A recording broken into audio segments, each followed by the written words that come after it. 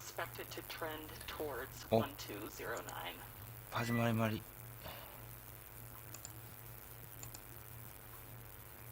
いやー、おめでとうございます。New time for AI 12:09. We'll see 12:13 on the displays, but it'll trend. Copy. And I thirdly have a request regarding the handheld gas detectors when you're logged And Josh, a couple days ago we had a question whether or not the hatch holding mechanism was in there, and it is. We had previously grabbed We have a spare request one for you and had to it ready please to go, turn but I on can see the fire detector handheld gas detectors. Those are numbers 1 and 2. Copy that. And report readings of CO, HCl, and HCN. ログイン認証でミキスキャットサーバーに接続しました。あれ、びっくりした。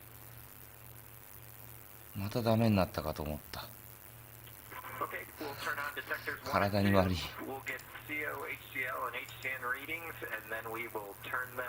大丈夫そうだよね。すげえドッキッとした今。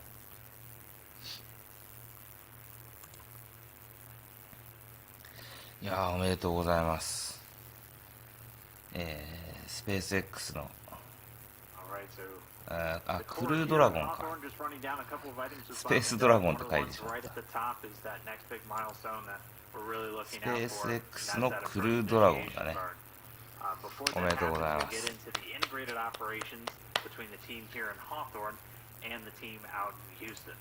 コングラチュレーション。really represents close partnership between the operations teams both in both sides. That's because we're getting really close to the space station. So we want both the teams in Hawthorne who are able to control the Dragon spacecraft and give real-time updates to how it's performing and how the systems are functioning. We want them to be completely synced up with the International Space Station, and the space station also needs to be ready to go to allow approach initiation to enter into the approach ellipsoid around the space station. And speaking of the space station, we're getting some live views inside of Node 2. We just saw him on screen. He's floating out to get some tools for the actual hatch operations for Dragon, but this is a live view inside the International Space Station. We'll see Expedition 63 Commander Chris Cassidy in there getting the hatchway open. You can see kind of at the very far end a space that looks like it kind of dips down and then goes to a small white hatch. That's the pressurized mating adapter. So that's the attachment point really, along with the International Mating Adapter between Dragon and the International Space Station. So there's a small corridor that's now exposed. Chris opened up the hatchway on Node 2 to open that up and begin circulating air through it. And there we can see him floating once again into screen. Actually, that looks like Russian cosmonaut Anatoly Ivanishin, who's just going to be assisting with some of the hatch opening ops. So Chris Cassidy is going to be our prime. He's been training for this on board, and we're going to see him quite a bit once we get to that hatch opening in just a couple of hours. Yeah, and you mentioned, circulating some air in there. I think that's something that here on Earth we take for granted. The combination of convection on Earth and just fans moving air around, and also gravity and stratification of the density of fluids. So carbon dioxide being a little more dense than nitrogen and oxygen primarily make up air. Really allows that carbon dioxide to sort of get out of the way. On space station, it is an enclosed space, so all of the carbon dioxide that the crew are breathing out. Dragon SpaceX, there is a oop burn coming up in 7 minutes.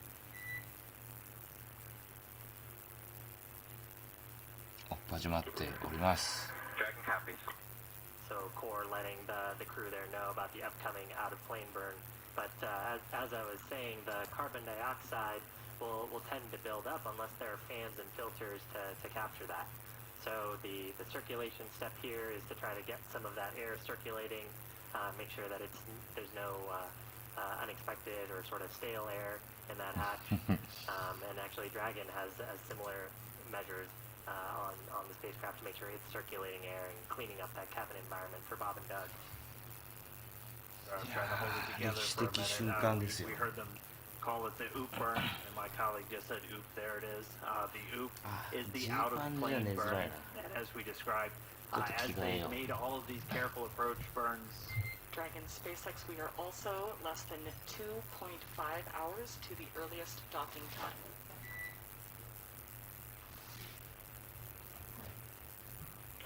Dragon. Detector readings if you're ready to copy, Anna.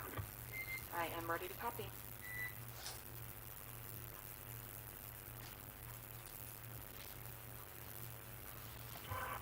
For the detector 1, L reading is 0.0. 0.0。Detector 2, the CO is 8 parts per million, and the HCN reads negative 0.4 parts per million. How copy? I copied HCl 0.0, CO 8 parts per million, HCN negative 0.4 parts per million. すごい。なんかすごい。 Good copy. Thank you so much.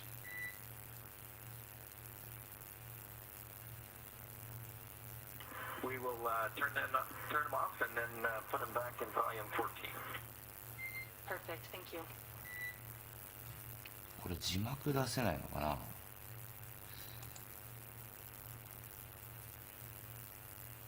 字幕は出せないのか。確かあるよね、字幕っていう機能が。翻訳を追加。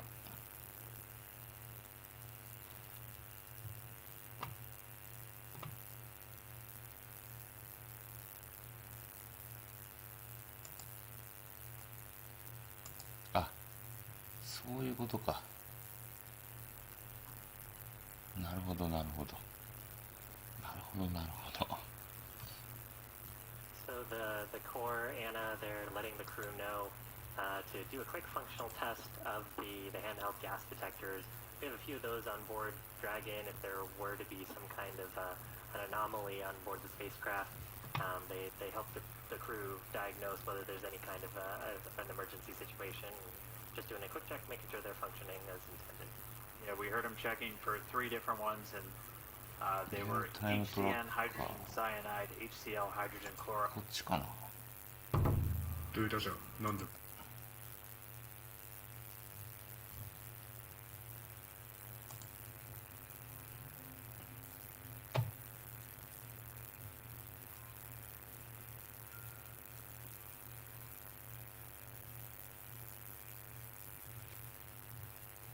アースビューイングカメラ。アースビューイングカメラか。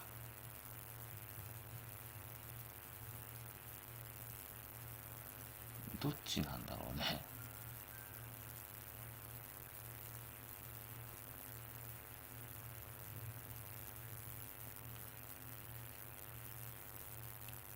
いや、すごい綺麗だよ。宇宙から見る地球。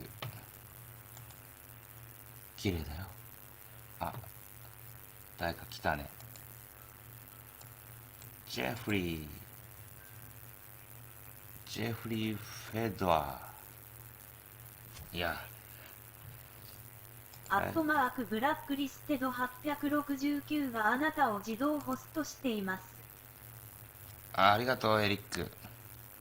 エリック元気かい？ちょっと心配してるよ。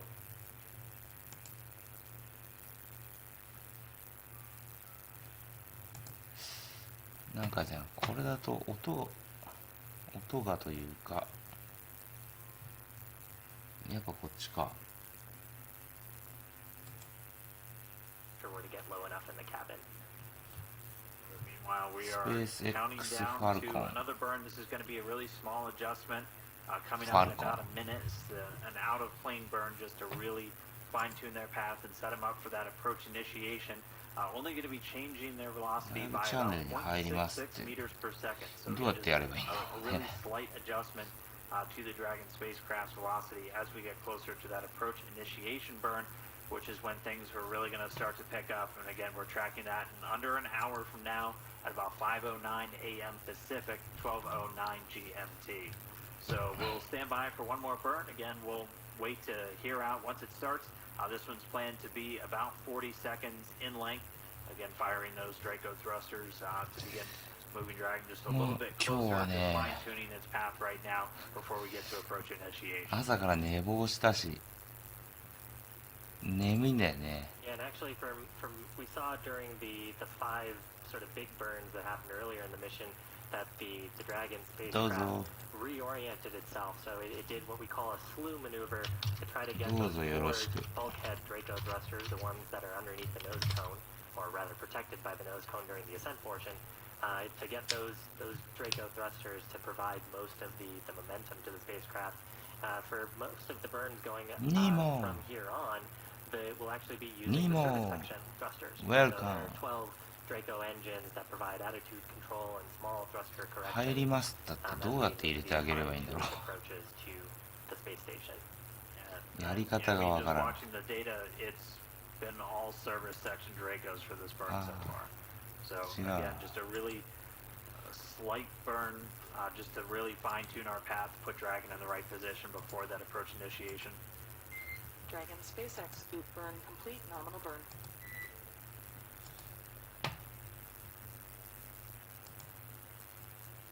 And once again, oop, there it is. Dragon copies, nominal oop burn. Thanks, Hannah. So one more nominal burn in the これを books. こっちに持って We き are ちゃ now 53 minutes away from the planned approach う。どう initiation. せチャ So ット before を we 読め get ないし there, they are going to do a 何言ってるかも go-no-go わかんないし between the teams, both in Hawthorne Mission Control right behind us and with the teams over there in で Mission きれば Control ドッキング Houston. の So 瞬 we'll 間 do を that 見たいよね。 about 20 or so minutes before they get to the actual burn itself, which we are still tracking for under an hour from now, 5:09 a.m. Pacific, 12:09 GMT.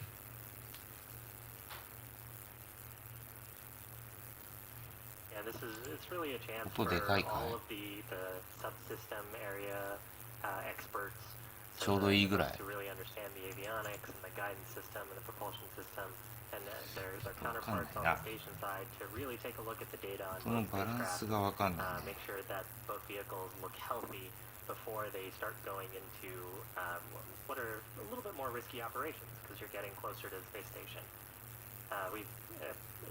Bob and Doug actually touched on it, and we've talked about it a few times. They're going about 17,500 miles an hour right now, which is just it's really, really fast, incredibly fast, especially when you put into perspective that most commercial airliners are around 500 miles an hour.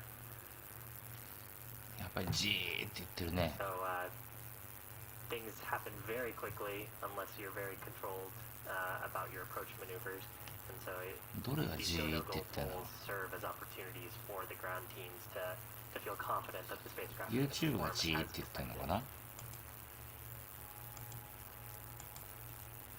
With that out of plane burn now in the books, the crew should be getting to go to start their suit donning in the next 15 or 20 minutes, and that'll be one of the go-no-go criteria we look for before they get to the approach initiation burn.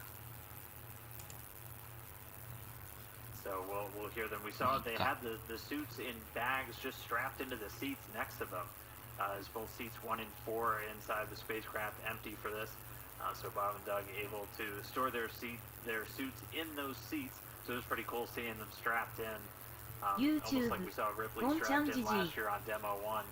But they'll get into their suits and get strapped in. And then once again be monitoring those controls. おかえりなさい。 systems as they start to move through the final approach. ジジイ。 And the ground side ジジイですよね。 Bob and Doug on the vehicle will have some steps that they need to do here. We talked a little bit about suit donning. The ground side will actually give them a call, let them know that they're go to お put 疲れ on 様でございます。 Once they get into the space suits, there's a few checks that we need to do. Dragon SpaceX for suit donning and pre-suit donning There activities. it is. ノイズがやっぱ聞こえありますよね。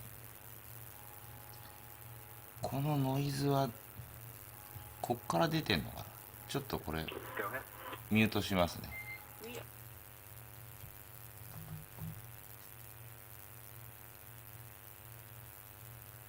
固まで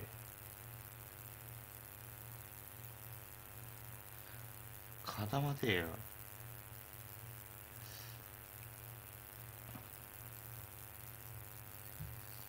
なんでこんな固まっちゃうんだろう。いや YouTube、ゴンちゃんお疲れ様です。昔の短波ラジオみたい。短波ラジオ、昔の短波ラジオ。 YouTube、ゴンちゃん変わらないね。変わってないんですね。じゃあいいや。なんか他の原因ですね。 Okay, great. Okay, we'll restore those. Thanks so much. Secondly, a reminder to please power off and clean each of your displays using your comfort garment, and then power back on as a part of your suit donning.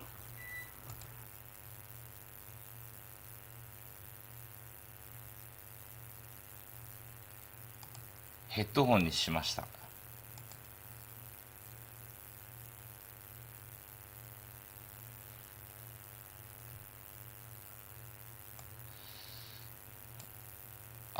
デスクトップ音声が出てない。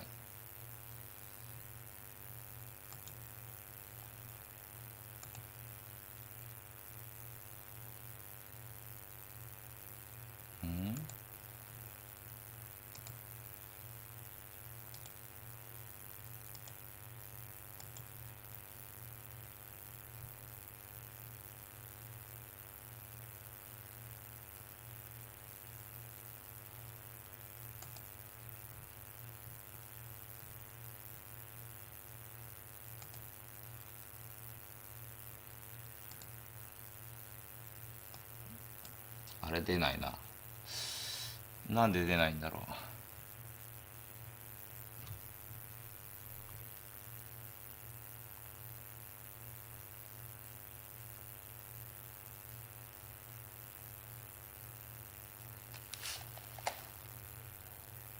すっげえじーって言ってる。ヘッドホンにしても同じですね。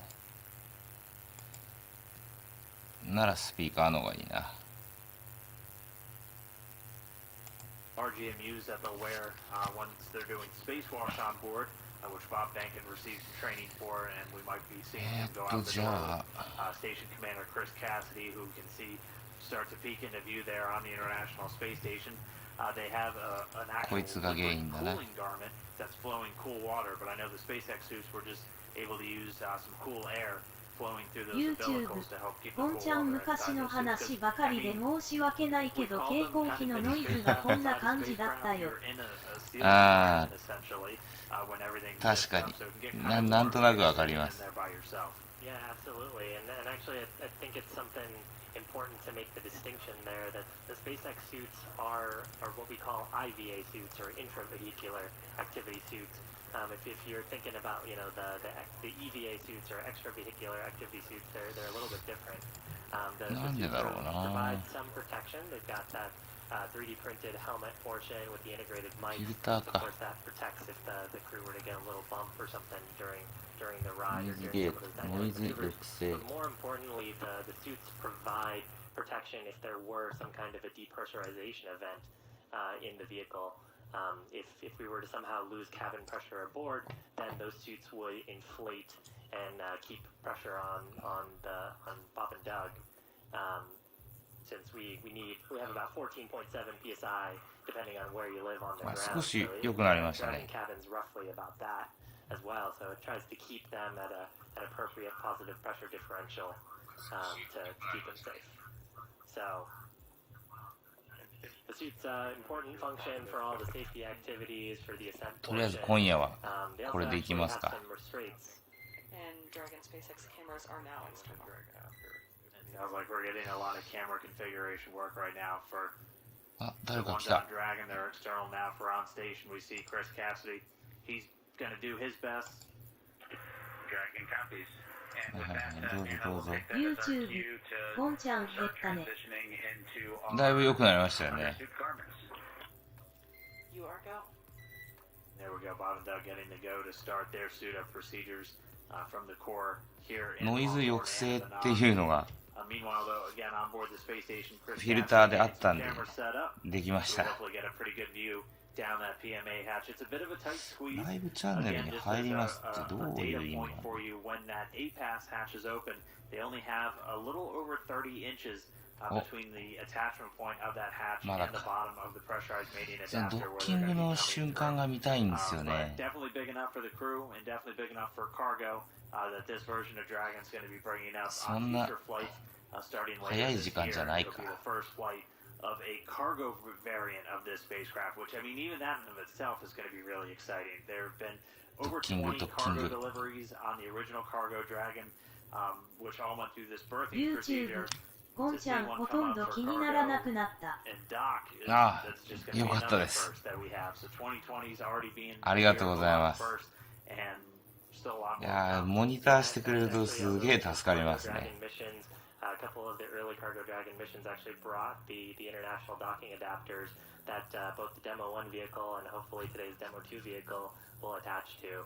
And when we got that awesome look inside the Dragon spacecraft earlier with Bob and Doug, we got a little look at some of the cargo they have underneath the seats. So they had a few cargo pallets and storage items down 合体 there. です。そうそう。 And, you know, Dragon can, 合 this version of 体 Dragon して can る also 瞬間ですよ hold ね a decent amount of cargo in the pressurized section of the vehicle. So nice to see that all that is being taken advantage of on this test flight. And if you give me a few minutes, I could pull up the manifest for this flight. A lot of the cargo on the way uphill is things like もう vehicle ちょい spares, 強めにフィ hardware ルターをかける specific か。 to Dragon itself that's going to stay on board station for future Dragon flights. They have some cold freezers on board, which are empty right now on the way up, but those are going to be packed full on the way back down. One thing that Dragon's always provided to the International Space Station is the ability to bring cargo home, as even the cargo version of Dragon had that heat shield and survived the heat of re-entry to splash down in the ocean. And that's critical for bringing a lot of these science samples back down to Earth for analysis. A lot of the science gets done on the station, but you don't have an entire analysis laboratory which are spread out all over planet Earth. So Dragon capsule has always been able to bring some of that cargo home, and when Bob and Doug come home in a couple of weeks or a couple of months, they're going to be bringing down a whole bunch of science samples. A lot of the stuff that goes into those cold sections it gets a little gross, but it's a lot of the human research samples, so samples from the astronauts themselves. We don't like to call them guinea pigs, but they are the research subjects for a lot of the academic research being done on board the International Space Station.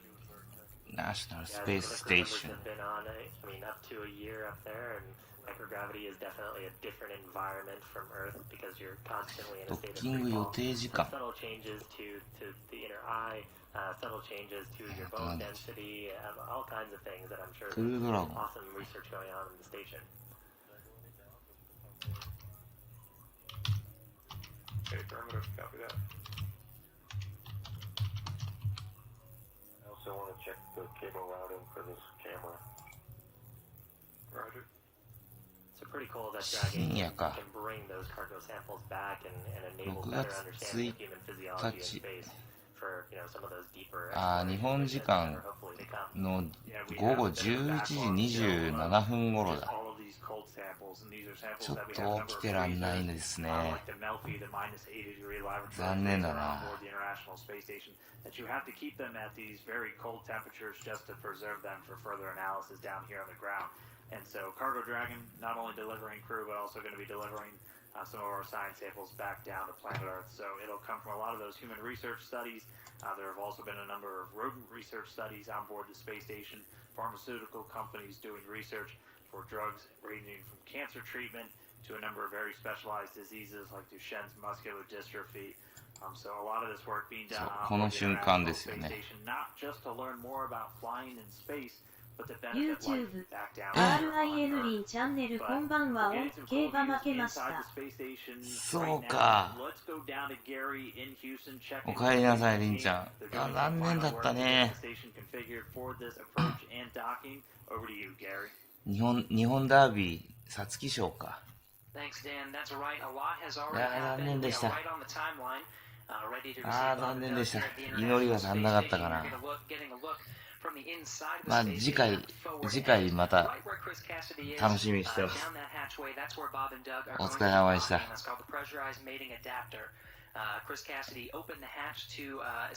そうか。YouTube、ゴンちゃんこんばんは、残念でしたね。ね。ですよね。YouTube、RIND チャンネルいつものことです。来週頑張ります。安田記念。安田記念。そうか。安田記念ね、次はね。YouTube、RIND チャンネル、ゴンちゃんこんばんは、オン。ち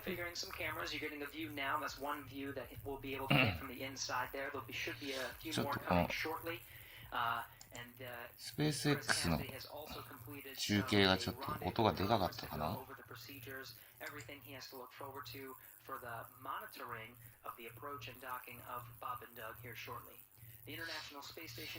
うかそうか、楽しみにしてます。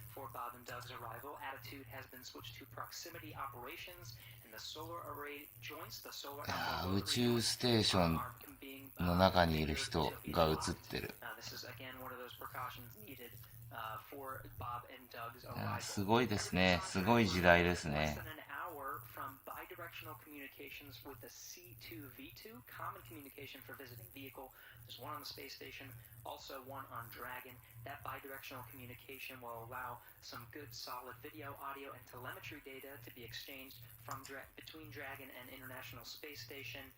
Dragon at that time won't need to rely on TDRS satellites and the ground stations. Really, everything can be accomplished through that C2V2 link. That's coming up here in just a little bit less than an hour. Also about that time will be the go, no-go for approach initiation. Joint operations coming up on the space station very shortly. And of course, the attitude will be configured for docking. かっこいいよね、宇宙船って。YouTube、ゴンちゃん競馬はオグリキャップ単勝しか買ったことありません。わら。オグリキャップって言いましたね。あ、でも買ったことあるんだ、ゴンさんも。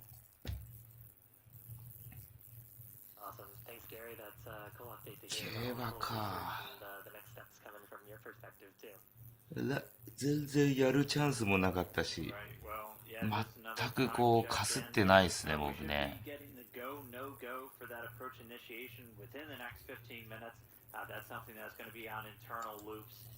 ちょっと一回戻します。はい、お疲れ様でした。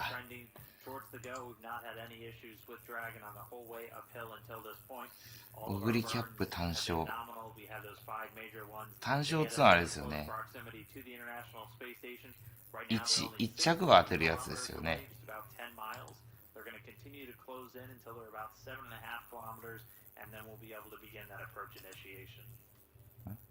Yeah, currently Bob and Doug are getting into their suits. As they get into their comfort garments, and eventually get into the entire suit. Then they'll let the ground team know. And then there's a couple of pressurized leak checks that we'll do on them, just to make sure that the suits are leak tight, and if there was any reason why they would need to pressurize those suits during the approach portion. まあさっきも言ったけど11時、夜中の11時半とかだから。なかなかね、その瞬間を立ち会えないとは思うけど。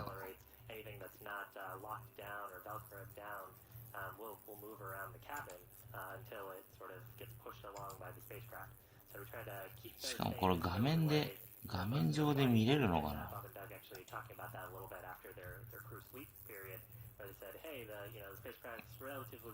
今はね、その地球上の NASA の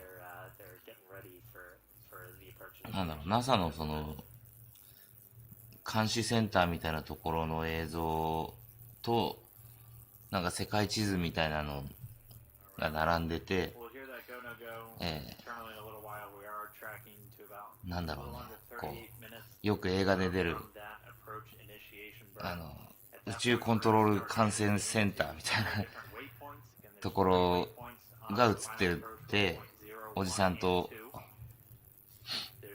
なんだろう、レポーターみたいな人が喋ってる映像しか出てない。宇宙飛行士さんとかが、宇宙ステーションの中の映像がたまに出るけど、今飛んで向かってる方は全然出ないね。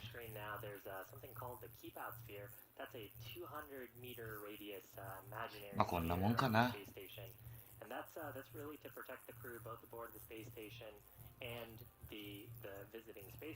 自分が生きてる間にこんなライブ配信が見れただけでもいいかな。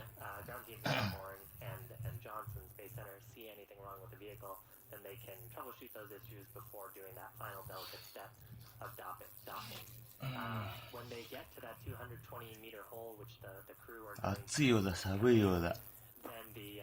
不思議な気温ですね。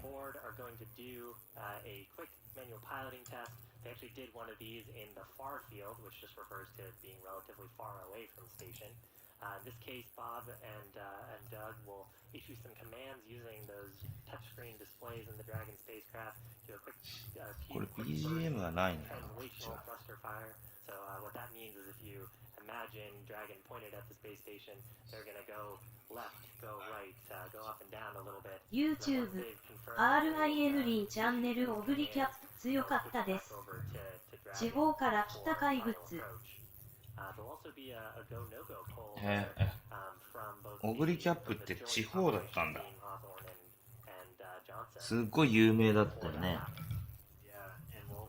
武豊とオグリキャップ。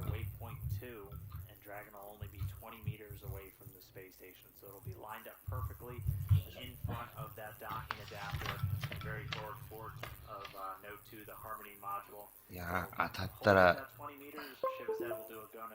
嬉しいだろうね。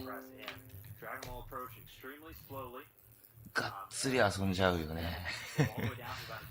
やったーってなって。まあでも、あれか、硬いのが来たらそんな遊んじゃえるほどの金額にはなんないのかな。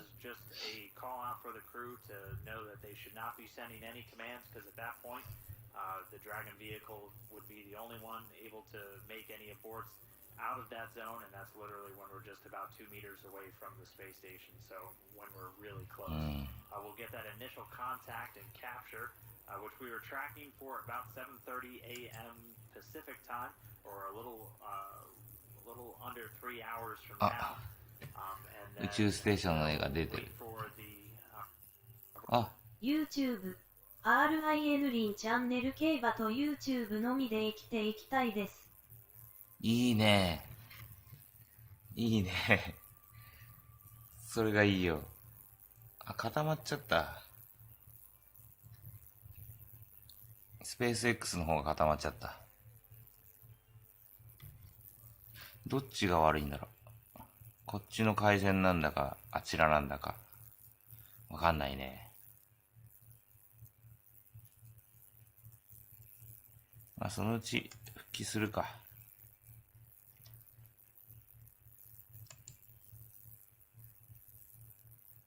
競馬と YouTube のみでだよね。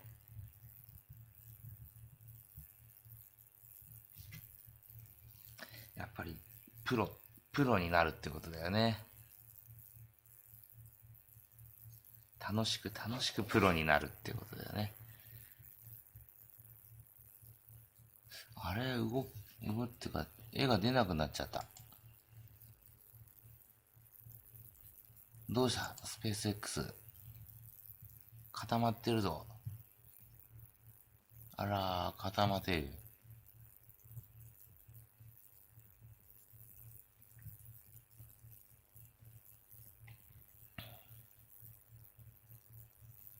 まあ、しょうがないか。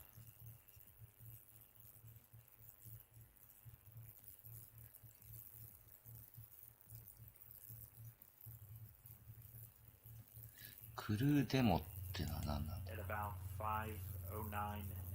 同じか。over here on the West Coast, and that's 12:09 GMT for those of you around the world. And that's going to be the major burn that's going to be bringing us in really close to Dragon. We're going to go from several kilometers away to being only 500 or 400 meters away from Dragon at the end of it. The approach initiation burn planned to be about 90 seconds or about a minute and a half firing of those thrusters on the Dragon spacecraft. Just again swinging it up. 30万人見てるよ。elliptic still with the International Space Station. 30万人。 And just continuing to close in. 世界中で見られてんだからね。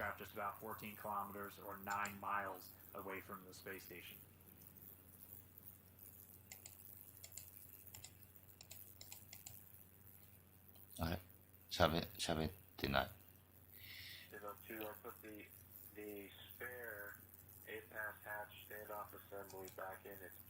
YouTube、ゴンちゃん近づいてくると見る人が集中するからサーバーが重くなるのかな。ああ。うん。そういうのもあるかもしれないですね。固まっちゃったもんな、さっきの。こっちは大丈夫。こっちっていうか今見てる方は、とりあえず動いてるんですけど、その宇宙観戦センターと管制センターかと ISS の国際宇宙ステーションの内部の画像が並んでて、声だけ来てる感じですね。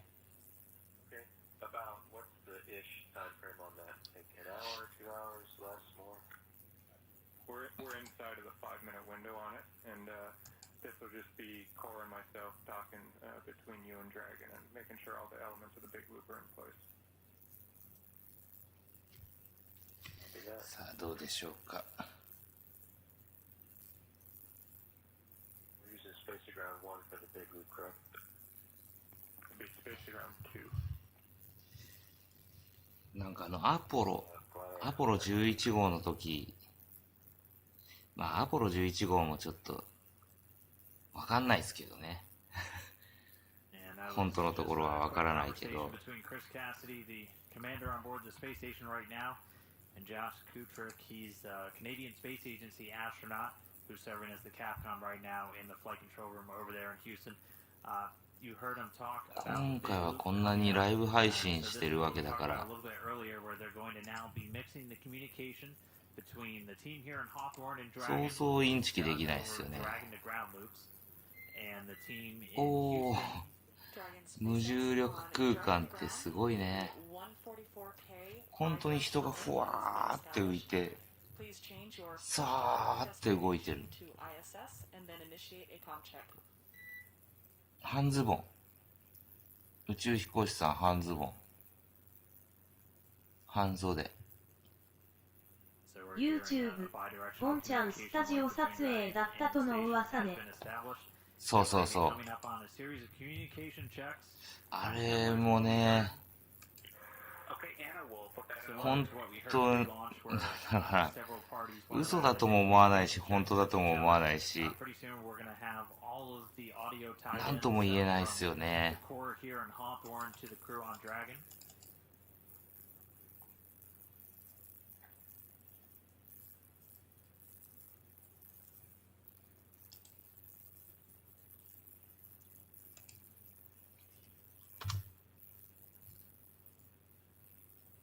あれ動いてんの。喋りが止まるとなんか固まったかのように感じる。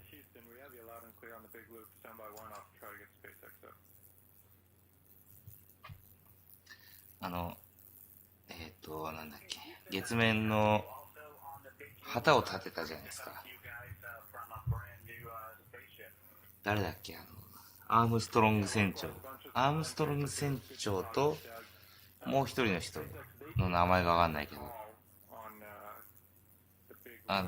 宇宙飛行士さんがぐさって旗を立てた時の旗がこう風で揺らめいてるように見えるみたいな話もあるんですよね。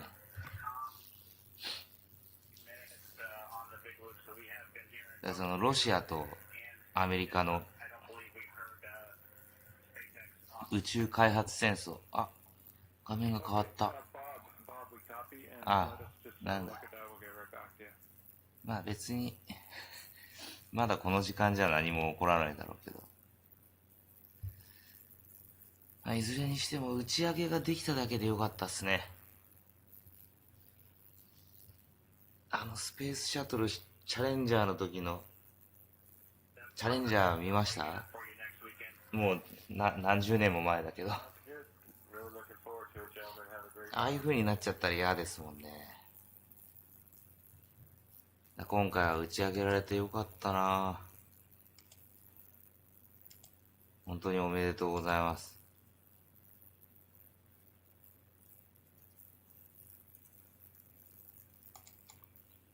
どうぞってわけにいかない。Communications from the core here in Hawthorne to the crew on Dragon, so they can also talk to the crew on station and also talk to the team there simultaneously. そうですよね。 It's just tying everybody together. それが大事ですよね。 Between Bob and Doug and Chris on the space station, so they're going to be able to talk directly to each other. Everyone's just going to be tied in as we get closer to these integrated operations. Yeah, a lot of what we've been hearing on the way is what we refer to as dragging to ground, and in some cases space to ground. So the big loop really just tying all of those different nets together so everyone is communicating at the same time. And in the operations room, really any time that the crew aboard station or on a vehicle speak up, the ground team really wants to be listening. So having everyone on the same loop helps us make sure that we're listening for anything that they may have any sort of urgent communication. So they did have one issue that they're going to troubleshoot. The crew not able to hear the core here in Hawthorne on the big loop, so they're going to get that figured out and get that integrated in. Right now, though, we're standing by for everyone to finish their go-no-go for approach initiation. So that should be coming up any time now. We're about 22 and a half minutes from the planned start of that approach initiation burn. And again, this is going to bring us from about 7.5 kilometers behind and 2.5 kilometers below the station, all the way up to 400 meters directly below the International Space Station. And we should hopefully be coming up on some daylight pretty soon, and we might be getting some more views from the station of the Dragon capsule. Yeah, right now that approach initiation burn, I believe about 22 minutes or so away. Definitely about 20 minutes away. But of course, have to get through that go-no-go poll. Have to make sure that everyone on the ground teams feel comfortable with spacecraft health. That everything that can be staffed トランプさんも is successful. 大喜びでしょうね。 Like we're getting another comp check. あとイーロン・マスク本人が一番喜んでるのかな。 Trying to get the core in the mix to be able to talk on the big loops with the team.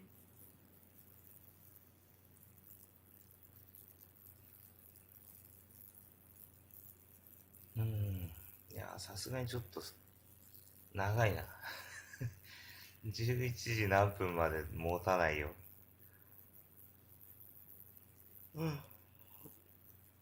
寝ながら見るような感じ。まあ別にリアルタイムで見なくてもいいかな。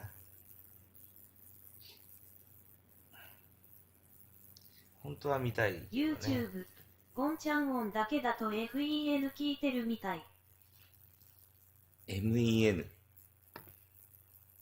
FEN。ラジオですか。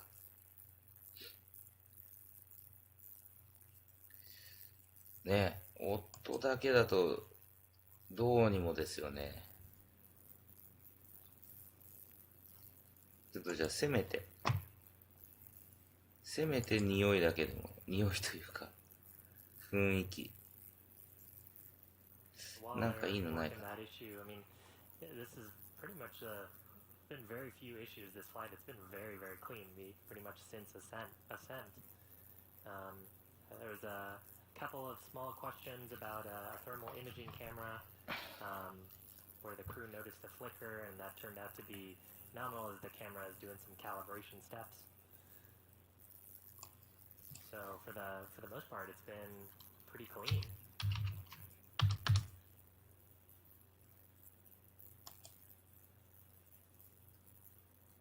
sure the ground team's pretty happy to see good performance both out of Dragon and Bob and Doug probably pretty happy too to see everything pretty much going as they've trained it.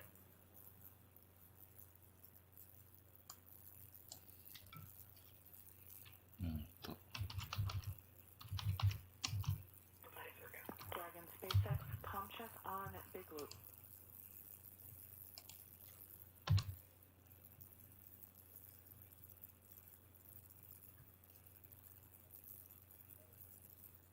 SpaceX Dragon, loud and clear now on the Big Loop. How Wonderful to hear. I have you loud and clear as well.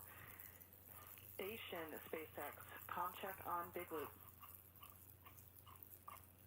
SpaceX International Space Station from Expedition 63. Wonderful to hear all of your voices there in Hawthorne. Congratulations and good luck to everybody today. Google マップじゃねえな。 Thank you so much. Great to hear your voice as well, and I hear you loud and clear. And with that, we have actually verified all of the other com paths already, and so that completes our Twitch Big Loop 満 com 吉 check. 21JK スターハイクスターハイクスターハイク。なになにモンキちゃん。あ、モンキちゃん。いやー、こんばんは。しかもツイッチからいらっしゃい。かわいいスタンプ。ありがとう。 Alright, so with the core now in the mix, all 4 of our parties. ツイッチにアカウントを作ったんだね。 In Mission Control Houston, the crew on board 作っ Dragon. たんだか持ってたんだか。 Now all in the mix. ありがと In the meantime, the SpaceX team has reported that they are go Thank you. for that approach initiation burn that's set to come up in just a little over 18 minutes from now. And so we're just waiting on う。ス everyone ペー to ス X final go. 見てるかい We should be able to do that burn on time. Again, it's targeted at about 5:09 a.m. Pacific, 12:09 GMT.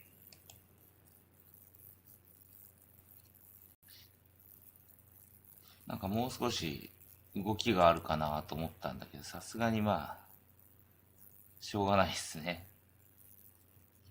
And you heard the core there, Anna, mention that we had gone through a number of other comm checks to make sure all the other parties were involved. We also did a checkout of the common communications for visiting vehicles, or C2V2 system. So that's communication between the Dragon spacecraft and the International Space Station. There's Dragon, and I think we can make out, that looks like the nose cone at the top left corner of it. Right now, Dragon is about, if I can pull up some data, just YouTube about 11ゴンちゃんモン吉さんおばんです。 space station. おばんです。ありがとうございます。 Updated expected maneuver start time is 12:11 UTC.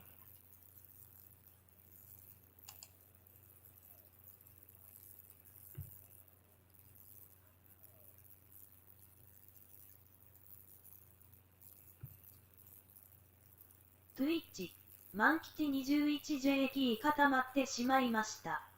え、固まってる The Dragon getting really close. It's getting really exciting now. We just heard we have the go for the approach initiation burn. トゥイッチ満吉 21JK こんばんは。 That's coming up in about, let's see え、 here. 固まってる We got an updated time. We're expecting that to start at about 5:11 now a.m. Pacific, 12:11 わからん。 UTC. Yeah, so less than 20 minutes away.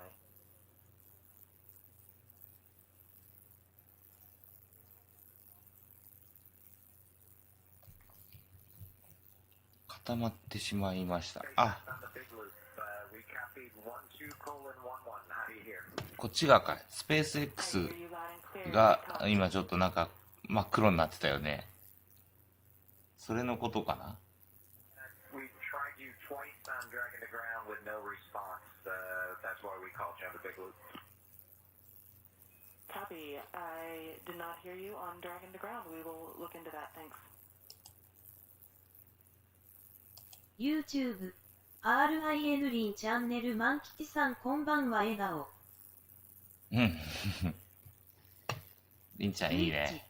満吉 21JK スターラル。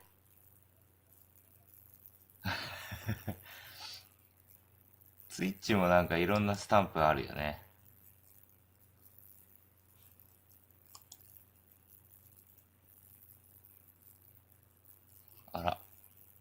喋んなくなっちゃった。まあ、喋ったところで何言ってんだかちっともわかんないけどね。何言ってんだおめえやって全然わかんねえどって感じだけどさ。でも何にも言わないのも困るな。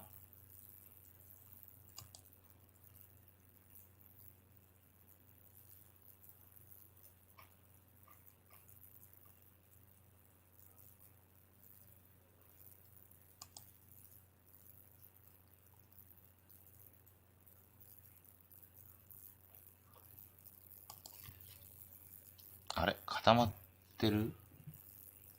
おーい。一応動いてるな。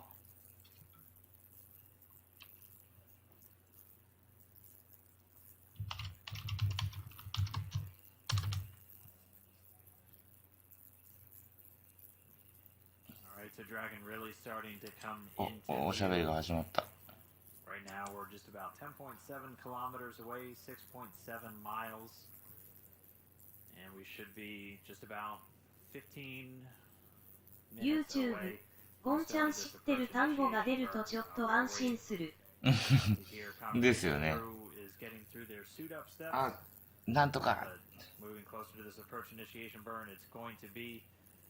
Twitch、イナーテクリス・チャオカリシモ。チャオ。Twitch、クリス・チャオ。11JTRIND チャンネルこんばんは。いやご挨拶ありがとう。クリス・チャオ。Twitch、満吉 21JT 皆さんこんばんは。はい、こんばんは。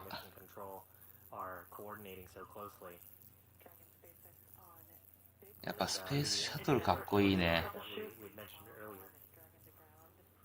せっかくこれからクルードラゴンなのに。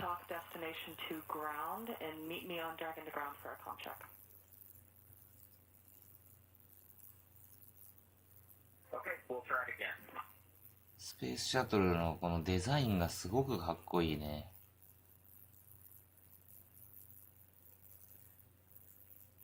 地球をバックだっていうのがまたいいね。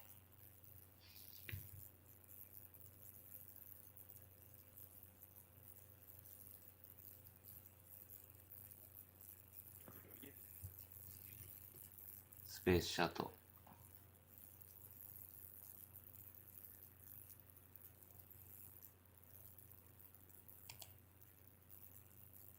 この空の上の方でこんなことが行われているっていうのがすごいよね。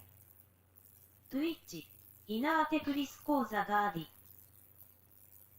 講座ガーディ？ YouTube、RIN リンチャンネル中学生の頃、横浜博覧会で宇宙飛行士体験しました。何それ？宇宙飛行士体験なんてのがあるんだ。それすごいね。Twitch、満吉 21JT ツイッチが固まった。あ、ツイッチが固まったのか。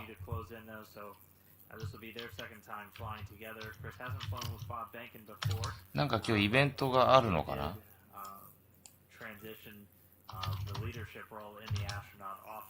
意味じゃない。日本語。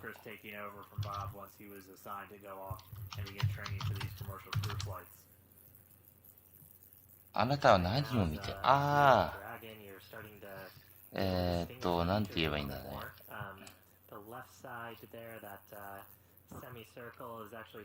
YouTube、ゴンちゃんボナセーラ挙手。ちょっと待ってくださいね。スペース X 打ち上げ。Twitch、満吉 21JT 自分だけですスターバック。あ、そうなの？打ち上げ。スペイン語じゃねえ、イタリア語だ。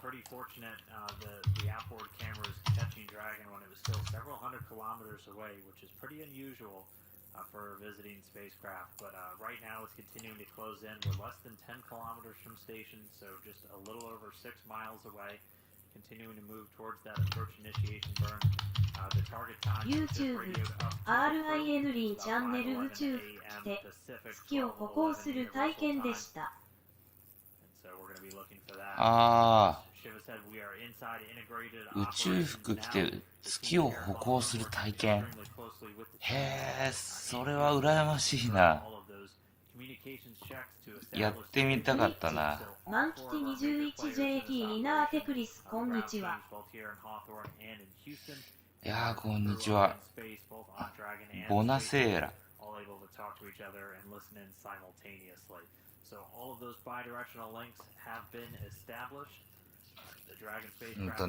今クリスが何を見てるのっていう質問をくれたからちょっと待ってね。なんて答えればいいんだ。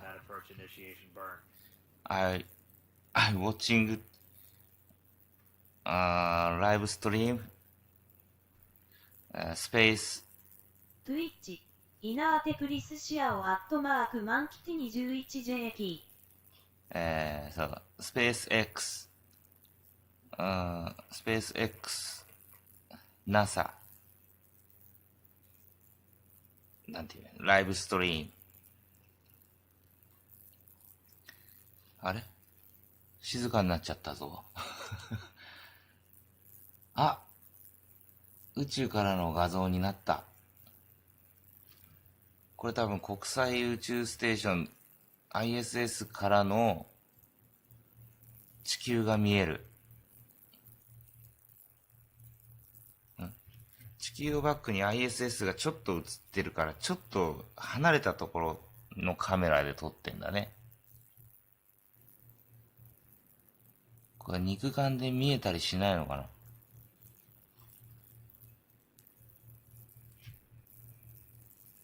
見えたら素敵だよね。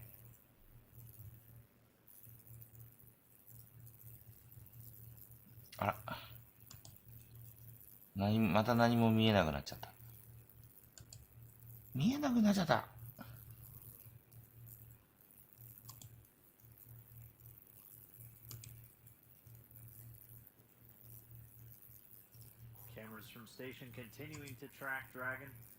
うん、喋ってる。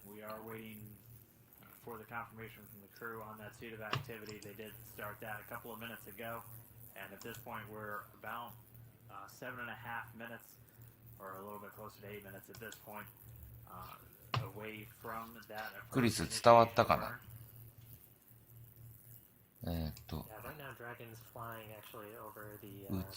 宇宙からの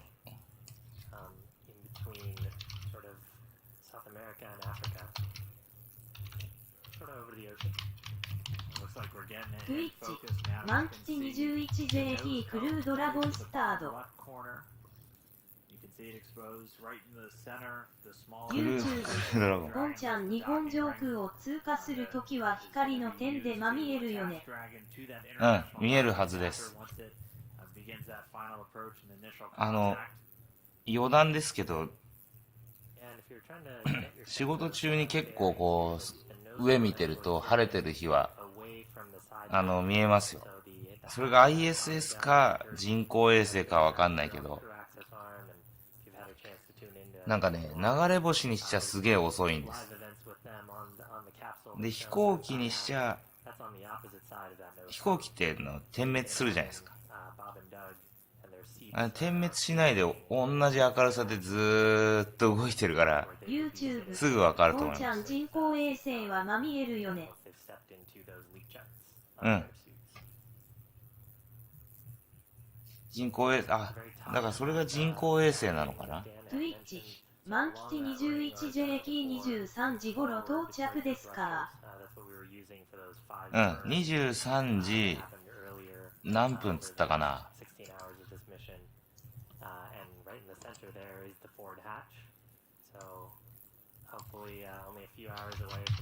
クルードラゴン。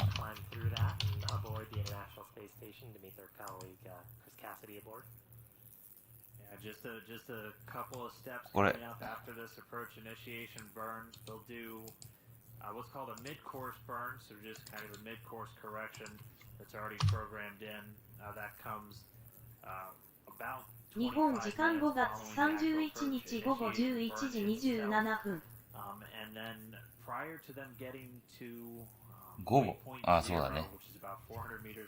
そういう予定みたい。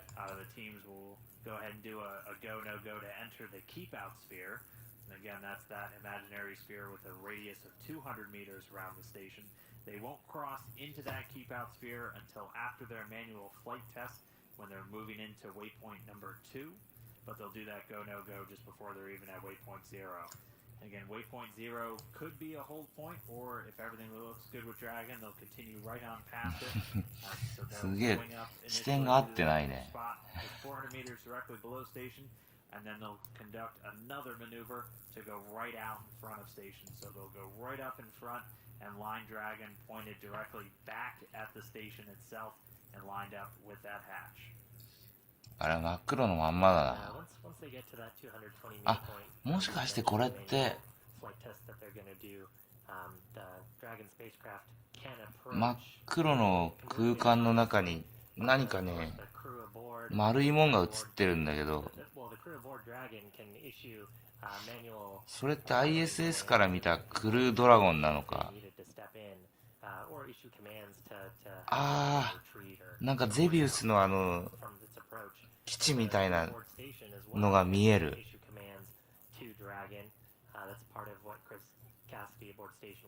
あー、多分これクルードラゴンなんだ。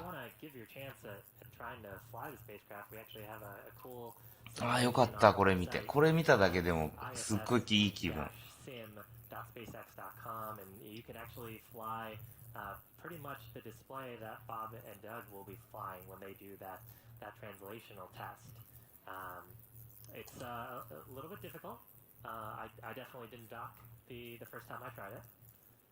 I don't know if you had better luck, Dan.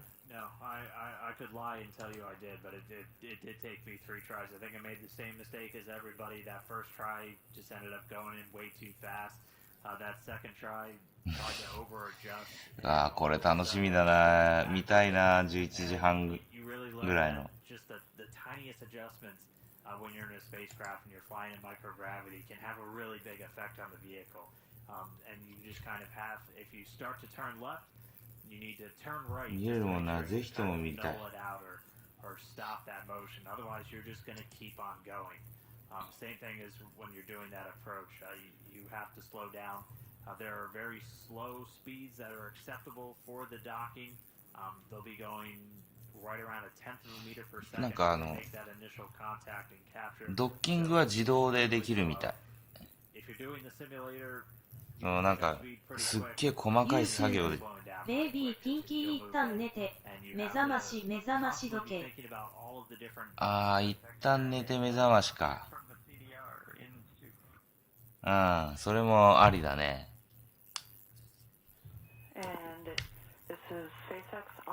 そうしようかな。リンキーちゃん、こんばんは。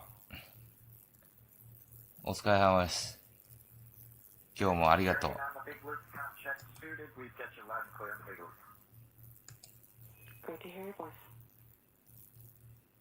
そうか、11時25分ぐらいに起きればいいんだ。目覚ましかけて。YouTube、ベイビーキンキーダイジェストは後でやると思うけど。うん。そうだよね。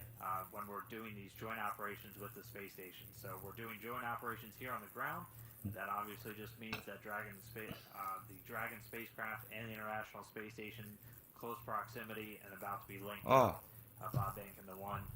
ゴンさんありがとうございます。All of the operations while Dragon is attached.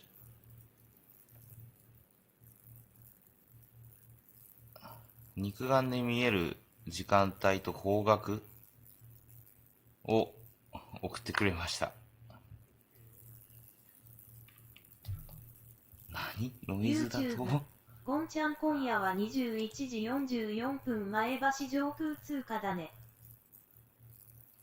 へー。そうなんだ。YouTube、ベイビーキンキーショックなことが。何？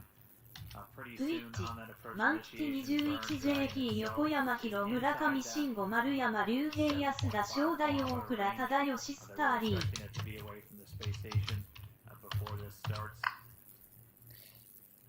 え、ああ、これか。これのことですね。ああ、見える見える。見えるよ。僕ね、見える。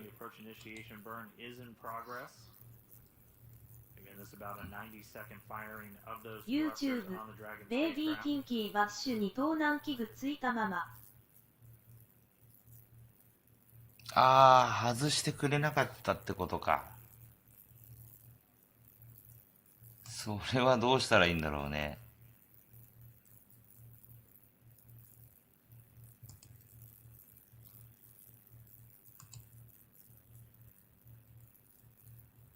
ああ、見えてる見えてる。地球の上に。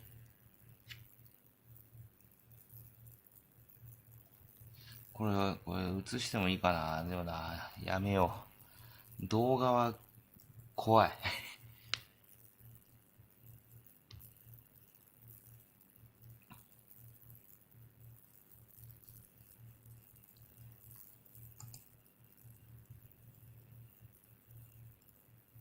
もし興味があれば、皆さん見てあげてください。見てあげてください。っていうか、見たければですね。Dragon SpaceX on Big Loop, burn complete, nominal burn. Reminder to review your impulsive retreat recovery cue cards if desired. YouTube、ベイビーキンキー外そうとしてたから、やめさせたよ。明日店に電話する。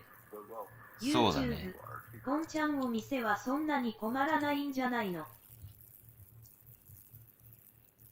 あ、それがくっついたまんまでもってことですか。Giving the crew some insight that the burn was completed nominally. As Dan had mentioned, there is that mid-course correction. And Anna had mentioned impulsive retreat cue cards. Bob and Doug have the ability to issue commands to Dragon if they see anything that's unsafe. So of course on those three displays that they have between 今ね、リンクを送りました。see the rate of the vehicle, how quickly they're closing, and they have a set of criteria. 今、YouTube、見えてる。ベイビーキンキーあれ、リンク出たりするものもあるから。ああ、 They should review that criteria if they そうかそうか。 so they feel fully confident before the mid-course. あ、なんか光ってる。あ、光ってるのがあれなのかな。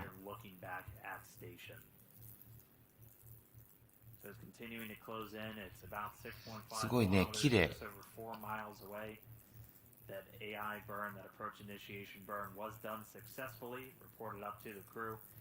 本当に宇宙船を宇宙空間からこう見下ろしてるような視点だよね。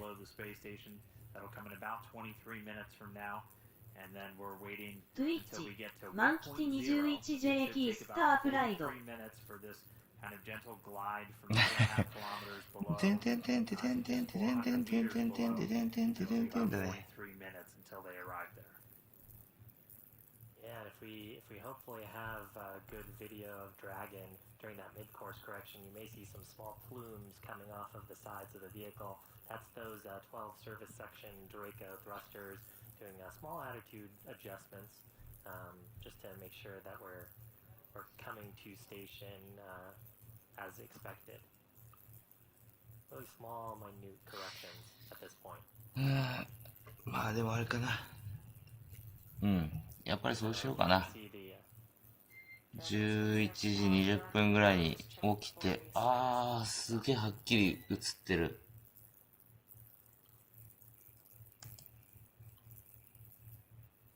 You're welcome to come back on board. We're both in our suits, and we're just finishing up the procedure now. Copy, thank you. And can まあ I で get a も com check? リアルタイムで見なくてもいいか。いや、今朝寝坊したからね。また寝坊するっていうリスクをちょっと冒したくないな。So Bob and Doug finishing up their suit donning. At this point in their procedure, いやでもす they ごい will be seated in their suits. こういうのライブ配信してくれるような時代になったっていうのがすごいね。 The footrests. テレビでしか And so once they are アポロの時はあれか Twitch 満吉 21JT それはやばい。それはやばいよね。うん YouTube ゴンちゃん両方見れないから悩ましい。ですよね。 でちっちゃくこう画面の端っこの方に出してる分には YouTube ベイビーキンキー多分横になってもテンション高くて眠れないんじゃないかな。ああまあそれもあるよね。両方見れないのは悩ましいですよね。ちょっとちっちゃめにスペースドラゴンじゃねえクルードラゴンほんのちょっとだけ映しちゃおうかな。小さく。They'll launch an ascent, the docking and undocking from the space station, and they'll be back in them when it's time for deorbit and landing at the end of their mission. Right now, though, YouTube ベイビーキンキーダイジェスト流行るよ。そうだよね。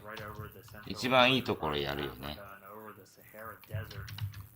We're past the approach initiation burn that was done successfully. We'll do a mid-course burn in a little under 20 minutes from now.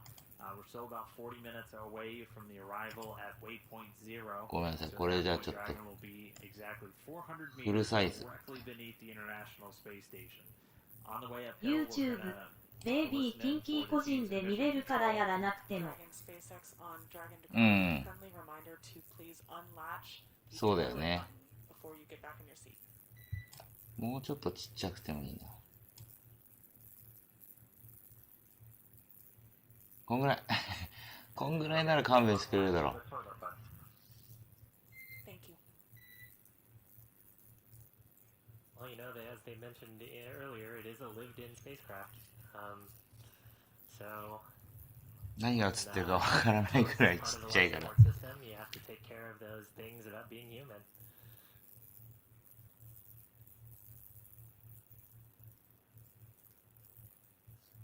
よし、ちょっと一服していきます。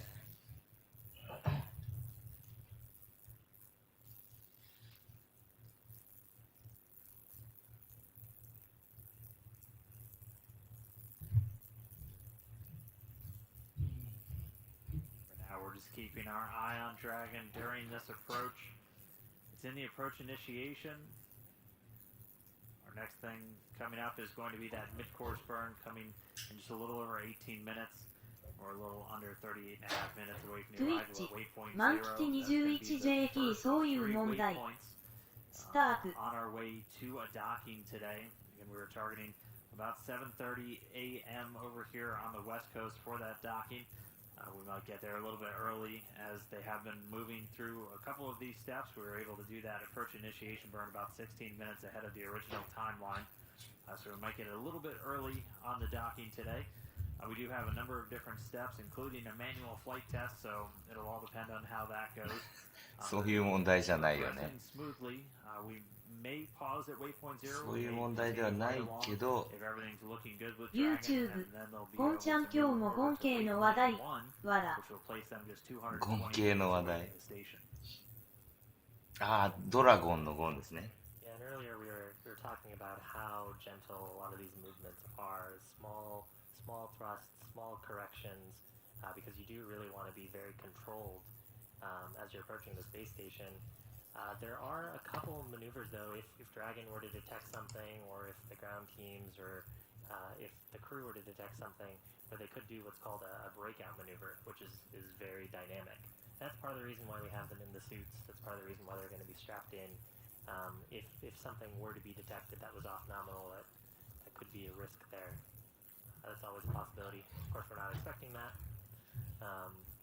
We are expecting Bob and Doug to exercise the hold functionality just outside waypoint 1 to do the manual piloting test. YouTube、ベイビーキンキーや不安げなこと言ってたからですわ。Resume its automated approach to the International Space Station. They'll move into the final waypoint, waypoint number 2, at which point they'll only be 20 meters away from station. And there we will have an automated hold where the teams will do a final go, no go just to push in for that final approach and docking. They'll move in pretty slowly, and then just seconds before docking, a little less than 30 seconds before, we may hear the call out for CHOP. That stands for the crew hands off. And this is literally the point where the crew will not be sending any commands to the vehicle. 大丈夫だと思うよ。 Dragon, if any aborts need to be called, ありがとう。 just due to the latency with the flight computer responding to crew actions at that point. And then we'll stand by for the contact and capture. Again, we were tracking Twitch、満吉 21JT ツイッチやミクサーなら大丈夫なのにね。I hear you loud and clear, homie.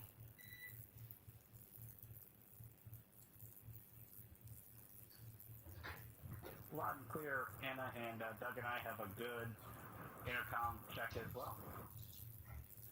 Copy. Good intercom checks. Let us know when you are done with that full suit donning procedure, and we'll bring you into suit leak checks. So Bob Benkin hopping on the comms there. He used the acronym, or I guess the letters PLT for pilot. Okay, for donning our gloves at the time. We copy. So for ISS missions for NASA, there are 4 seats in the Dragon spacecraft. If you were looking in from the side hatch, it would be seat 1 on the far right, all the way counting up to seat 4 on the far left.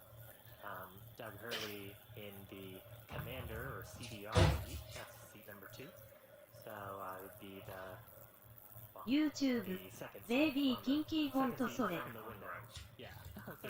It goes backwards from the way we're normally taught to read, and so it is a little bit confusing when you're looking at it.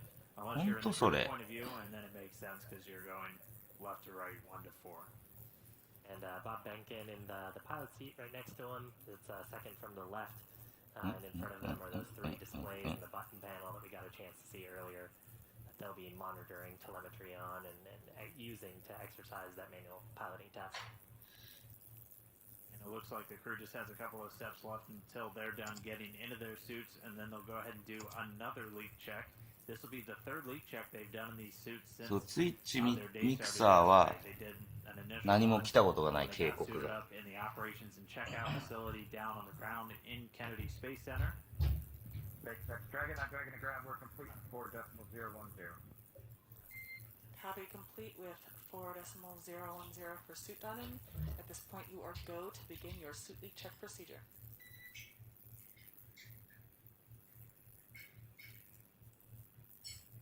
We'll put 4.011 in work. And so with that, the crew are going to step into leak checks again. This is going to be their 3rd one. They've already done one when they initially got suited up in the operations and checkout facility, another one once they climbed into Dragon when it was still on the pad and connected their suits via umbilical to the seats in the Dragon spacecraft. SpaceX Dragon in 2.2, we are ready to pressurize.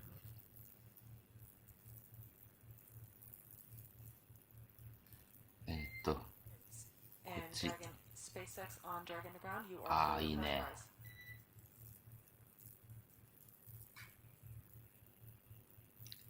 すっごくよく見える。地球とみんなからはあまり見えないだろうけど。Now the crew going to step through and pressurize. Normally when the suits aren't pressurized, they can keep クルードラゴンが飛んでるのがね映ってる。固まってるな。固まって言うよ。Flow nitrox into the suits. You could do that if you had a contaminated environment on board the Dragon spacecraft. It's something we also look for on the space station, and they had some air samplers out a little bit earlier, just looking for any trace contaminants in their あ、動き始めたね。The suits also can have pure oxygen flown to them or flowed to them. Should the cabin itself depressurize, that'll happen below a certain PSI threshold. As あ we don't あ、海と pressurize the 陸 suit の all the 境 way 目 up が to 見える。 0.7 PSI, if we're in a depressurized ああ、多く environment, なっちゃった。 otherwise you would be in essentially a pretty big balloon and it'd be really hard to move. So they pressurize it to a ああ、 much 切 lower り替えたん threshold. だ。 And just to make up for the lack of oxygen, therefore, in a lower density air, you'd be flowing in pure oxygen. So those suits just serving as another barrier of protection for the crew for anything like a contaminated atmosphere or a depressurized cabin ちょっと inside じ the ゃ cabin. あ、 But crew suited up 半分 now, 寝る set 体 for 勢 the に last 入る step か。 through these leak checks. Yeah, and we're talking a little bit there, so as you're listening to comms, there's some call-outs for 4 decimal 11時 0, 25 10, 分に and 4 decimal 目覚ましをか 011. けて、 Those are referring to procedures that the crew have on the spacecraft. So they have procedures built into their displays. These two just happen to be the two that they're running right now. They also have those on their tablets. So they can Twitch follow 満 along 期 there て 21JT ツイッチはどこもかしこもクルードラゴン配信してお祭り騒ぎですよ。そうなんだ。そういうのいいね。 Atmospheric pressure at roughly sea level, sometimes referred to as 1 atmosphere, is roughly about 14.68 to 14.7 psi. So if you're at sea level right now or pretty close to, what you're walking around in is 14 pounds per square inch of force about on your body. どこもかしこもクルードラゴンなんだ。 Capsule is also at when they're flying. なんだ。逆にじゃあ、あれだね。 YouTube、ベイビーキンキーお電話しましょうか。ああ、お電話ありがたいかもしれない。もし起きてたら。っ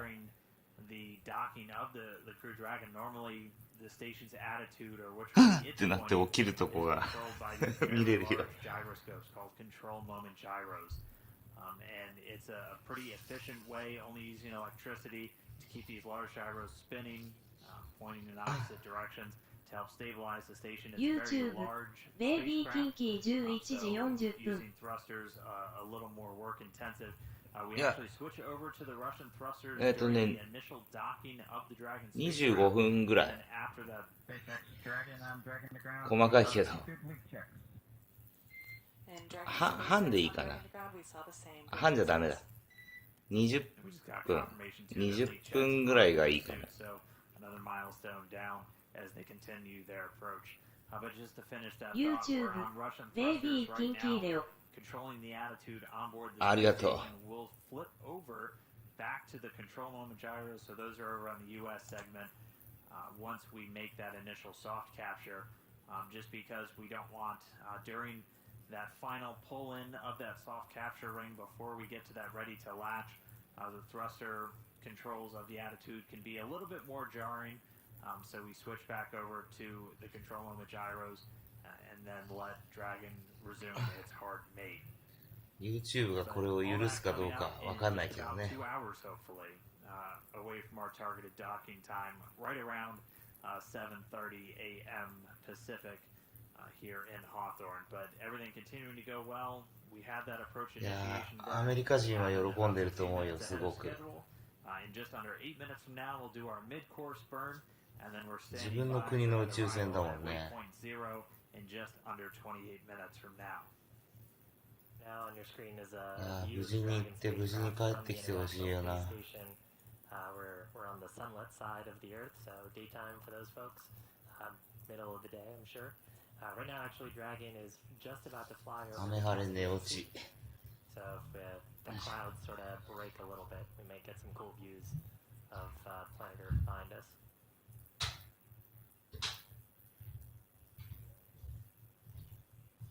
雨晴れ寝落ちかな。 Once that suit leak check is complete, Bob and Doug might pop open their visors. Those can come open for their comfort. So you may hear some calls about that coming up here.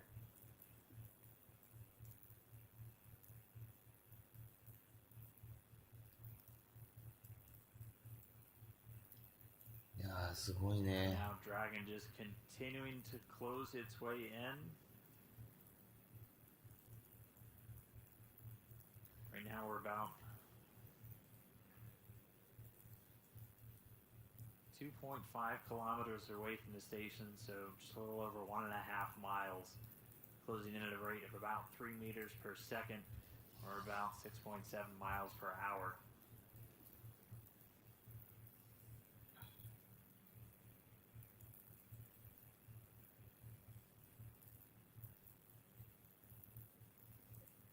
おお、引いてる引いてる。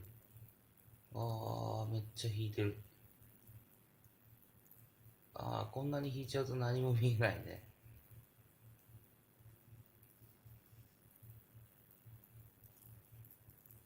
The Cronus flight controller over in Houston, controlling this camera outside the station. He's controlling it from that mission control center on the ground, giving us a nice zoomed out view as the Dragon spacecraft and the International Space Station actually just flying over Kazakhstan. They are a few hundred miles to the west right now of Baikonur, which until yesterday has been the only gateway to orbit for our U.S. crew members to the International Space Station. So they're going to make a pass just to the north of Baikonur. We're looking at Kazakhstan in the background. YouTube ポンちゃん今地中海上空通過中。 rocket from U.S. soil. お Now in the mix, a new era and a new path 地 station 中海か。 for our NASA crew members. That's right. Actually, Chris Cassidy would have blasted off at a ああ、リアルタイム中継ありがとうございま a す。 Soyuz vehicle, so he would have been launching from right where the crew are flying over right now. え、今地中海上空で、あと15分ぐらいするともう、うちの方来るってことだ。すごいっすね。 But everything's still looking smooth with their すごい trip ス up ピード。 to station. We're about 4.5 minutes away from that mid-course burn. We should be arriving at waypoint 0, which we may pause at, we may go right past, depending on how all the Dragon systems are looking for the teams down here on the ground in Hawthorne and the team over in Mission Control Houston. We'll get to that waypoint 0 in about YouTube 24 minutes ポン from ちゃん now, そうだ and ね。 then continue on to waypoint ね。 1, at which point we'll watch Dragon go from the bottom of the station, where it's going to be on what's known as the R bar, or the radial vector. That's if you drew a line straight through the International Space Station down to planet Earth. Dragon's going to be pausing or going right through 400 meters on that line, and then it's going to swing itself up out in front and align itself with the docking adapter on the Node 2 forward port, and they're going to pause at about 220 meters away from the station. これ素晴らしいですね。 Dragon is in a pointing mode that has it and its variety of guidance and navigation. ゴンさんありがとうございます。 Pointed directly at the station. Earlier on in the webcast, we actually got a few glimpses, I think, thermal images of the International Space Station. その位置がわかる Side by side of the space ライブ配信があるんですね。 and Dragon next to each other, views relative to each other. 誰か日本語で同時通訳して喋ってくんねえかな。 Maintain its attitude, null out any sort of roll or any sort of motion that it might pick up from just as it's ああ、 flying. でもそういうことやってる人いそうだな。 That's part of the reason we've had those great views looking at the forward hatch and where we can see the nose cone. Right now, that's that little dark dot ああ、そう at the か。 bottom of your screen. You can see it highlighted against the clouds. YouTube flying over. ゴンちゃんそのアプリで場所も映像も見れるんだけど和訳が欲しいね。ああ、そうか。 Unfortunately, my ground track map does not tell me all of the country labels. So 場所と映像が両方同時に見れるっていうのはいいですね。 We should be over Russia for a short little bit in a few minutes, and then they'll fly out over northern Mongolia, continue down, flying over northeastern China, make a pass over the Korean Peninsula, out over Japan, and by いや、 that いいの point, 見つけましたね。 on orbital nighttime. So moving pretty quickly, a little over 17,000 miles an hour. But relative to each other, their speeds are pretty close. Dragon's only moving in at a rate of about 2.4 meters per second right now. So we're a little under 1,800 meters away from the space station at this point. standing by for that mid-course burn, and at this rate, we're going to get to waypoint 0, so just 400 meters below the station in just under 22 minutes.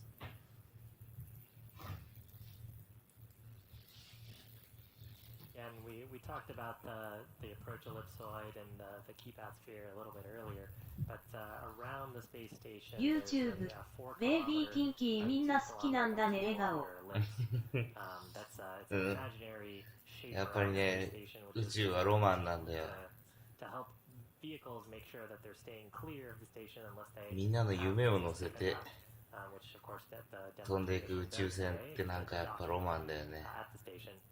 So being 400 meters below along the R bar, as Dan had mentioned earlier, will be well within that approach ellipsoid, but not quite なん within か the かっこいいんだよな 200宇宙 meter, 宇 keep 宙 out 飛 sphere 行士って憧れるよね So that'll happen when we get just past waypoint 1, which is waypoint 1 is at that 220 meters away from station there. And Dragon at this very moment only a mile away from the International Space Station, so it's continuing to close in. We should be just seconds away from the start of that mid-course burn.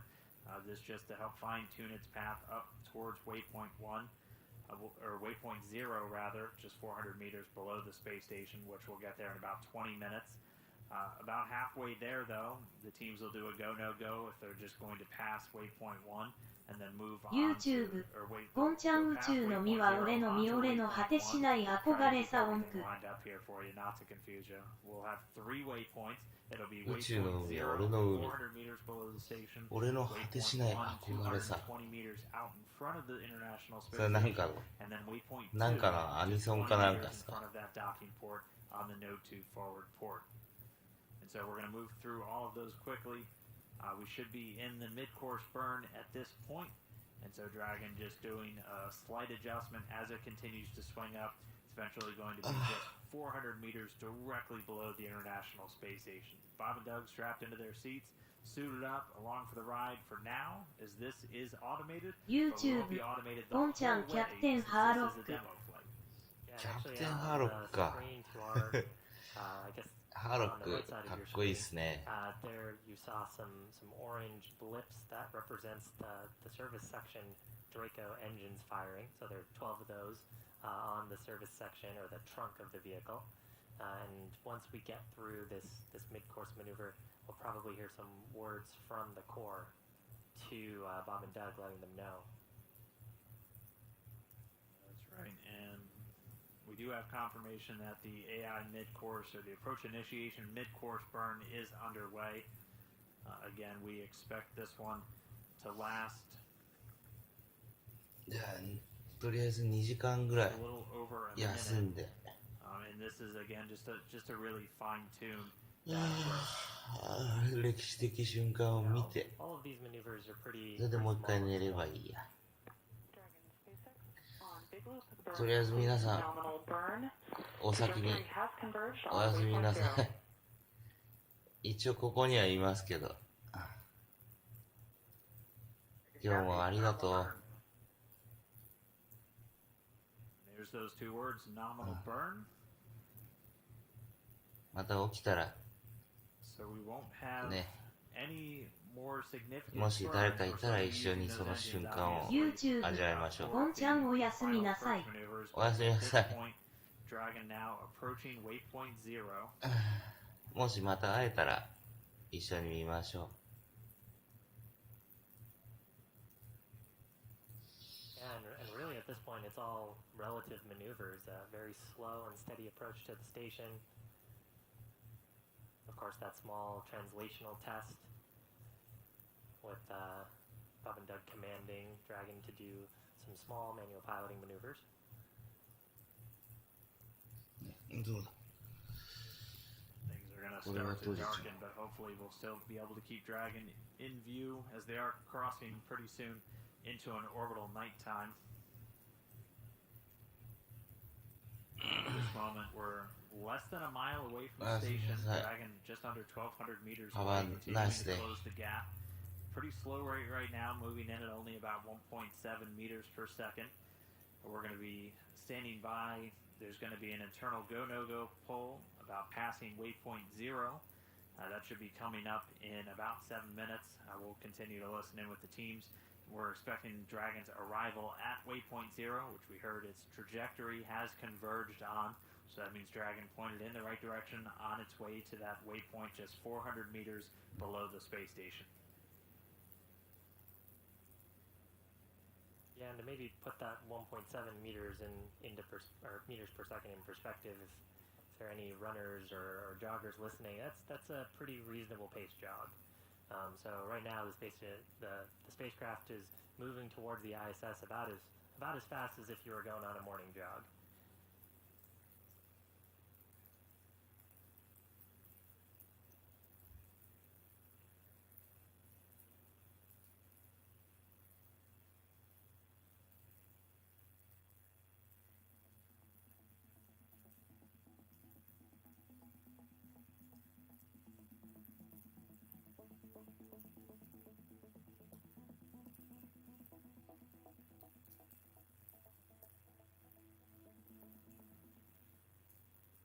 Alright, so at this point we're inside the approach ellipsoid that we were talking about. So as Dragon moves inside of just about 1 kilometer away, again the approach ellipsoid is an elliptical shape, 4 kilometers long by 2 kilometers tall by 2 kilometers wide, essentially a 3-dimensional oval, and that's just one of those checkpoints around the station that governs the approach of visiting vehicles. Before we were in this point,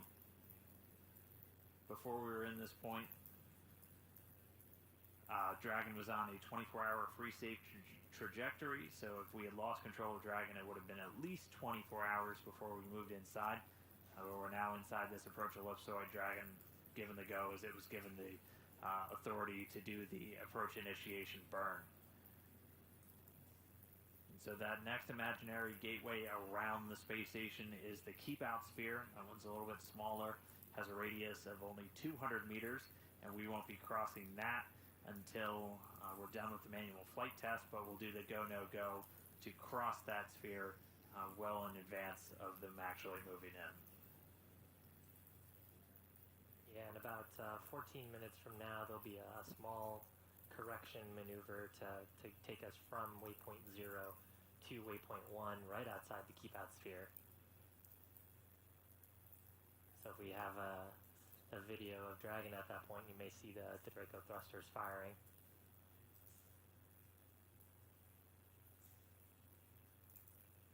Right now, vehicle looking healthy as it's making its way towards that R-bar approach, just 400 meters below the International Space Station.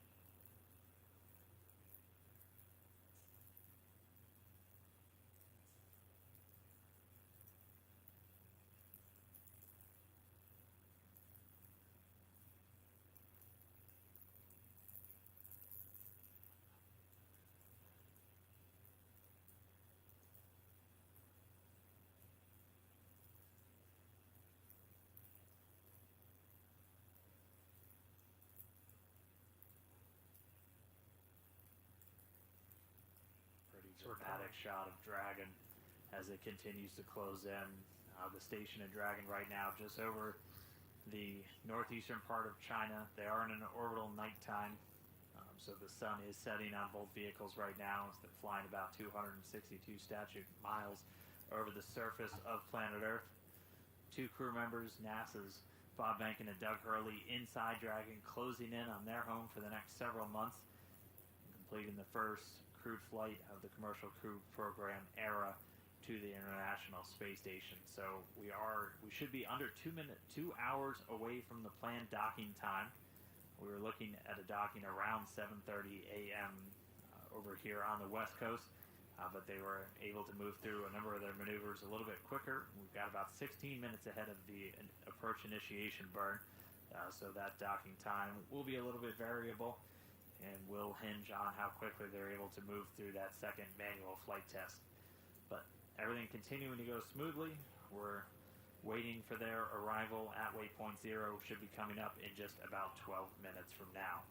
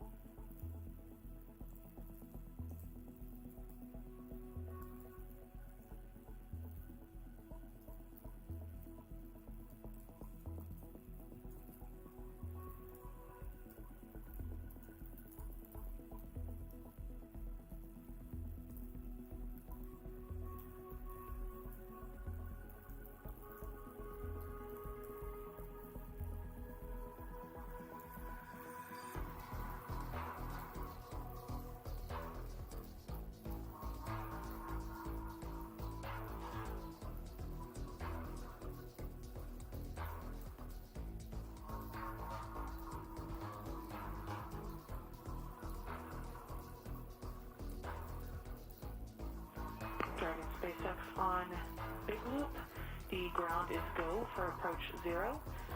We will be enabling the maneuver shortly. The expected maneuver start time is 1256 UTC.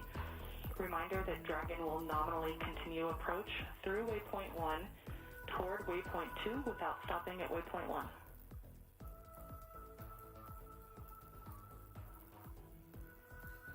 Next Dragon on the Big Loop, we copy go, and 12:56. Good copy.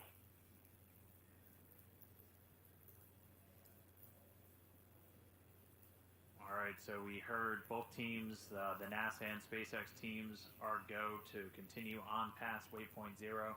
So they'll be coming up on that point in about 10 minutes from now, and they're just going to continue on along up until waypoint 1. And so it'll be a quick pass through. They'll go from just 400 meters directly below the International Space Station up to waypoint 1. So they're going to do pretty much a 90-degree maneuver to go from directly below station to directly in front of it. And this is always something really cool to see. So you're seeing city lights on the ground below Dragon right now as we continue to fly. We just made a pass over Japan, so those were city lights in Japan as Dragon and the station just made a pass over, and now they're about to cross over the northern Pacific Ocean. So things will be dark for a little while as Dragon continues to close in. We should have sunrise coming up at about 21 minutes after the hour. So if everything holds on track, we should have some good sunlight for docking, hopefully, but we'll have lights on board the Dragon itself. You can see the red and the green telling us where it is as it continues to approach. At this moment, we are just about 585 meters away.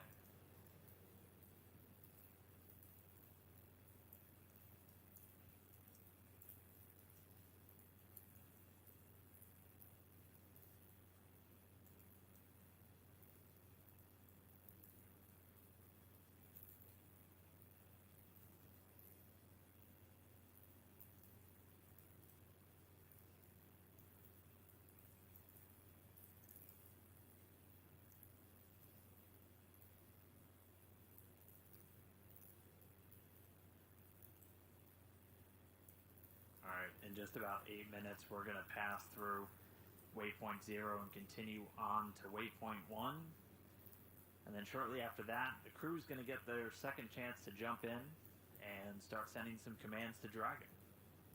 That's right. On the displays, they have some commands in the upper right-hand corner. We got a little sneak peek at that while they did one of their video sessions showing us the displays earlier in this mission.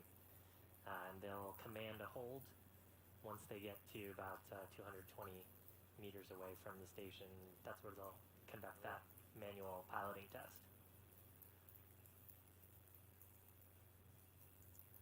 And again, this will be their second manual piloting of the Dragon spacecraft. We were able to watch them yesterday.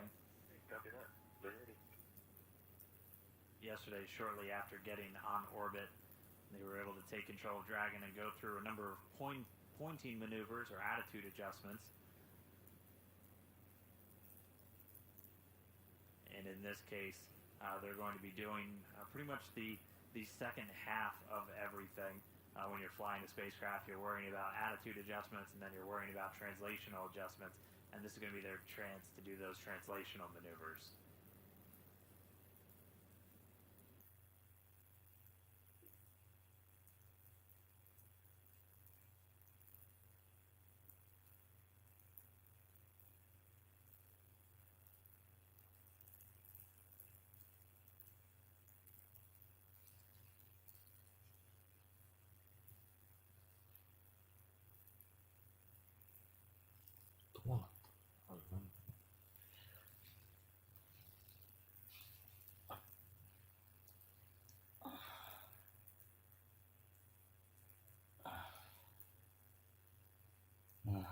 もう地球が黒くなってきたね。 Yeah, and once they finish that manual piloting test, then Dragon will take over. They'll transition and go towards waypoint 2. 違うか。夜のエリアを飛んでる。 20 meters away from space station. Alright, well, as we're just about 5.5 minutes to their arrival and quick pass through waypoint 0, let's jump over to Gary Jordan over at Mission Control Houston to check how everything's lining up with the teams in Houston for YouTube this approach. ポンちゃん裏側に入ってる。裏側、ああ、ですよね。 Thanks, Dan. Really good to see Dragon, Bob, and Doug inside 500 meters, so close to the International Space Station, just flying through all of the milestones we have to get towards docking towards the International Space Station. A lot of prep work went into this moment. Just previously, we transitioned control of the station's attitude to Russian thrusters.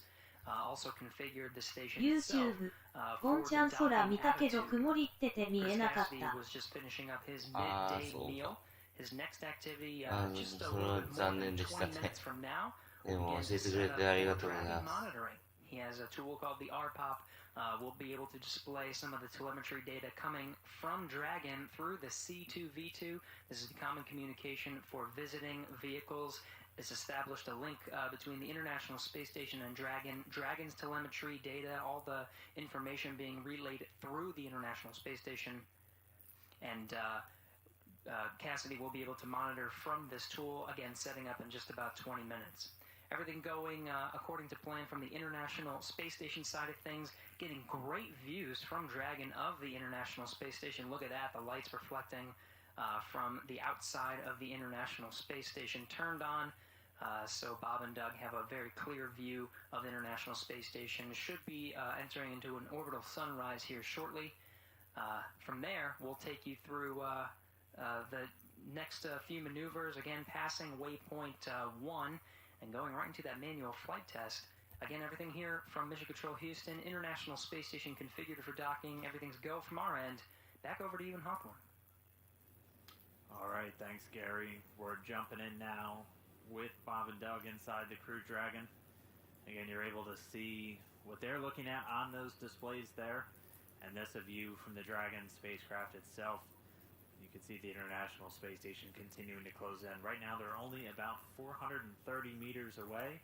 They're going to be quickly passing through waypoint 0 in the next 3 minutes, and they're going to continue their way up to waypoint number 1, which is going to be just about 220 meters out in front of the station itself.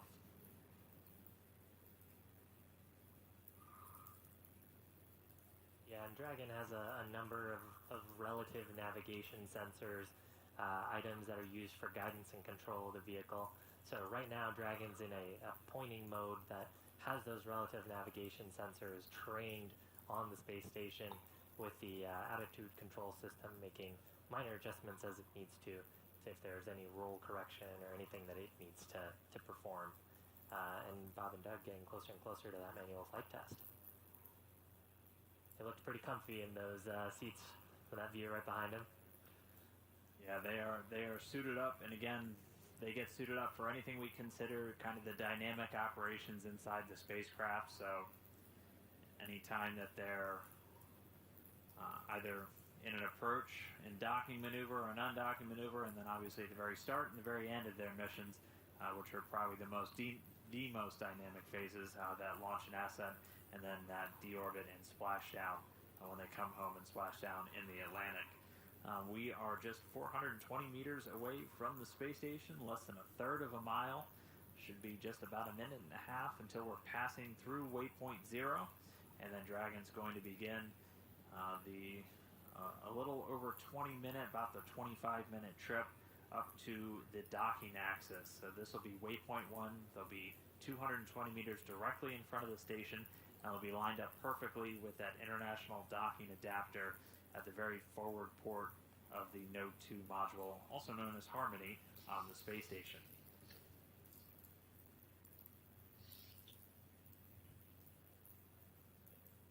Yeah, and there'll be a small attitude correction there. The navigation and prop specialists on our team will monitor that burn. Then hopefully we'll hear some words from the core to the crew, letting them know that we've had a good course correction towards waypoint 1.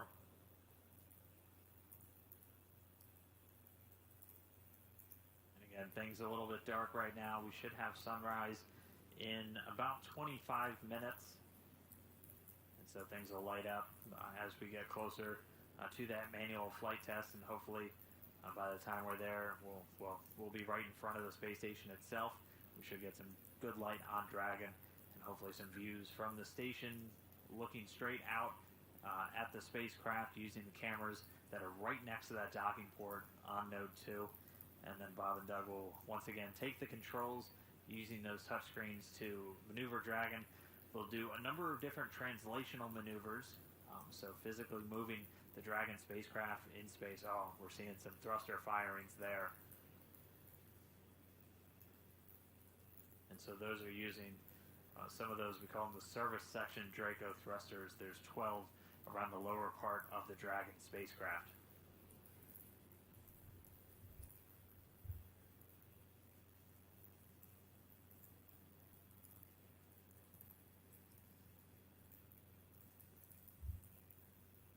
Very cool to see those Dracos firing. They actually use a hypergolic propellant, so it's monomethylhydrazine and nitrox, which very, very handy because you mix those two propellants together and they make fire, which is exactly what you want when you want a reliable engine when you're doing these proximity maneuvers. So nice to see those. Dragon space test on Cygnus. Approach 0 has started and the trajectory has converged on waypoint 1. Expect arrival at waypoint 1 at 1322 UTC.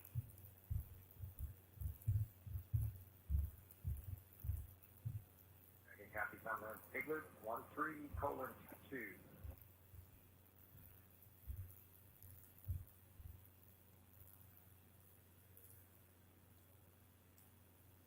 So those words from Anna there, confirming good convergence. So what that means is the trajectory of the spacecraft is now syncing up with where waypoint 0, waypoint 1 would be when both spacecraft are moving forward in time.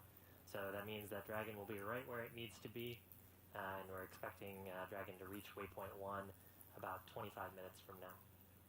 Yeah, and that still puts us about 16 minutes ahead of the original timeline. So we're expected to arrive at waypoint 1 at 13:22 UTC, or 6:22 a.m. over here on the West Coast in Hawthorne.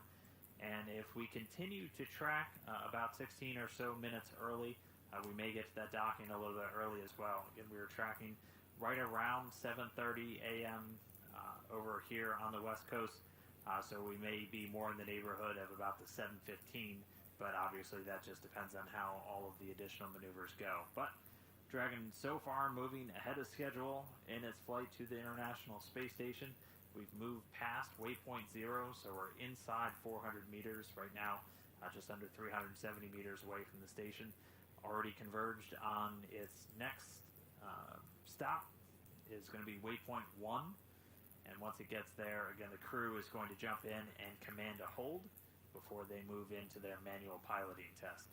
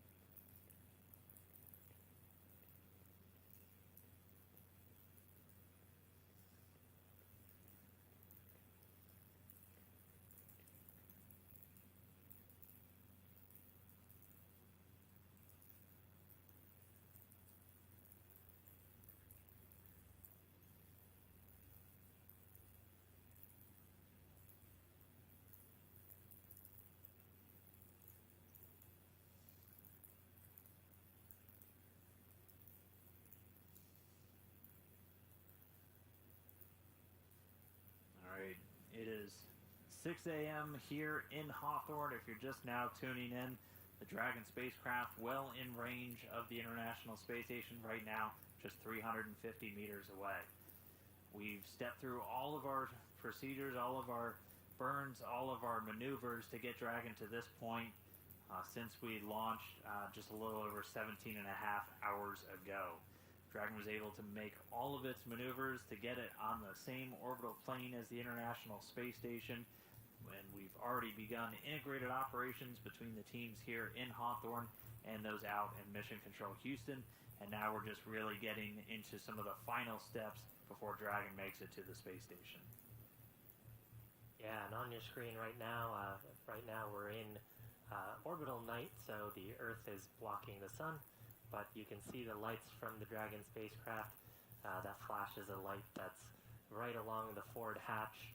Right now, Dragon is in a relative pointing mode that's pointed directly at the space station, and making its way towards waypoint 1, which is about 220 meters below the station. The International Space Station, when we're doing proximity operations, has a couple of imaginary gates. They're sort of three-dimensional shapes around the space station for vehicles that are approaching. Right now we're moving towards a hold just outside of the 200-meter keep-out sphere. And Bob and Doug aboard, currently seated in their spacesuits, monitoring the transition, and when they get to waypoint 1, they'll issue a hold to conduct a manual flight test on this test flight mission. Yeah, this will be their second manual flight test, and really the second kind of key objective for them to really put Dragon through the ringers. This is a demonstration flight. This is that final test before we certify the SpaceX Dragon to operationally carry full crew complements to the International Space Station. They were able to complete their first flight test shortly after getting on orbit. That one, they focused on changing Dragon's attitude, using the Earth as a guide to put Dragon in a very specific orientation known as local vertical, local horizon, essentially putting it in an orientation the same as a plane flying over the surface of the Earth. So the attitude control of Dragon, just one part of, or really one half of controlling the spacecraft. Now they're going to be testing out the translational maneuvers. So once they command that hold, the first thing that they'll do is align Dragon very precisely with the actual docking axis, and then they'll step through and send a number of commands to the spacecraft through those touch screens, moving it across a couple of different axes. So again, translational means you're moving left, right, forward, backwards, up, down, and that's just, it's one half of really controlling the spacecraft, is you have all of these different axes to worry about, both translational and for attitude. So they'll step through those. Depending on how those go, we'll then be able to move in for the final approach. Yeah, that's right. One thing to consider with a spacecraft is it is a three-dimensional body that's moving in space. So you not only have to control your X, Y, Z position, that up, down, left, right, forward, back motion, but you also have to control which direction you're pointing. So we've alluded to the sim online that starts you off in a skewed attitude. Anytime you're pointed in a different direction, then do those translations, you have extra motions that you need to cancel out in space. Yeah, I remember the simulation too can show you how deceiving it can be to fly in space, because when you initially look at it and you load up, it almost looks like you're already pointing directly at the docking port, and I just need to go straight, when in fact you need to physically move the capsule down and left and roll it so you're completely lined up, and then change which direction you're pointing. It's just infinitely more complex than just getting in your car and doing the left, doing the right, going forward, backward. You're operating in all dimensions when you're flying in microgravity in a spacecraft. So Dragon doing that autonomously right now. The crew will step in to do some manual control, just to again prove out the Dragon systems for the crew to jump in should they have to. Ooh, looks like we're getting some thunderstorms actually on the Earth below. Let's see where they're flying over. We're still over the Pacific Ocean. We just flew over the island of Fiji in this orbital nighttime, about 264 statute miles over a restless planet Earth. Beautiful to see those views of the planet. Even more beautiful when we had orbital daytime. But we had some really cool shots. There was one point when we flew over the Caspian Sea, saw some really cool clouds there, and I think we also saw nighttime over Japan as we were flying over the Terminator. Yeah, we were able to see a couple of city lights on the Earth's surface below. We're a little more than halfway through this orbital nighttime. We should be getting sunrise in about 15 minutes from now. And at that point, we will be just about arriving at waypoint 1. So we should be getting sunrise right as Dragon is arriving, just about 220 meters out in front of the space station. Here's a cool view from the station camera. You can see Dragon approaching.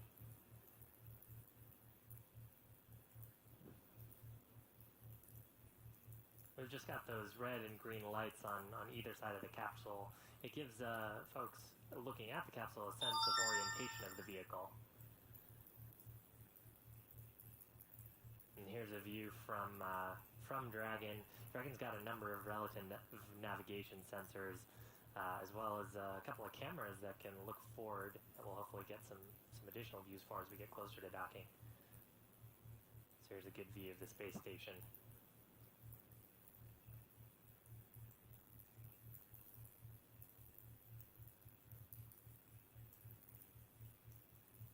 Pretty cool. You can actually you can see the solar panels and actually the thermal radiators there. Here's a great view from a camera behind Bob and Doug. Bob in the right-hand seat in the pilot seat. Doug in the commander seat, or the CDR seat. You've got a display in front of them. That's the forward view. It's got some procedural information on the left-hand side that's telling them criteria that they're looking for. Anything off nominal, they could, of course, step in and issue a command if necessary. And then on the left-hand and right-hand screen were actually their piloting controls. So when the vehicle is in an appropriate state to receive those commands, they can just hop in and use those touch-sensitive gloves, issue commands to the vehicle's attitude control system.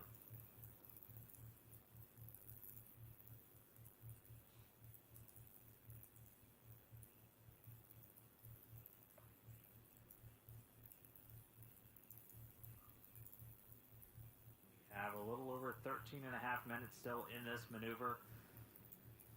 It is really cool to get this look inside, and again that screen in the middle, you can see the trajectory that Dragon is on, and if they were to just continue, it would eventually take them on a path away from the International Space Station. But at the very top of really their orbital path right now, they'll converge on a point just 220 meters directly in front of the space station. So once they do get to that point, they'll be able to command a hold and have the vehicle essentially hover just a few hundred meters in front of the space station itself. They're moving at a pretty slow pace right now, but again, slow and steady wins the race whenever we're doing these docking maneuvers in close proximity to the station. We have about 13 minutes to go. They're moving at less than half a tenth of a meter per second as they continue to close in.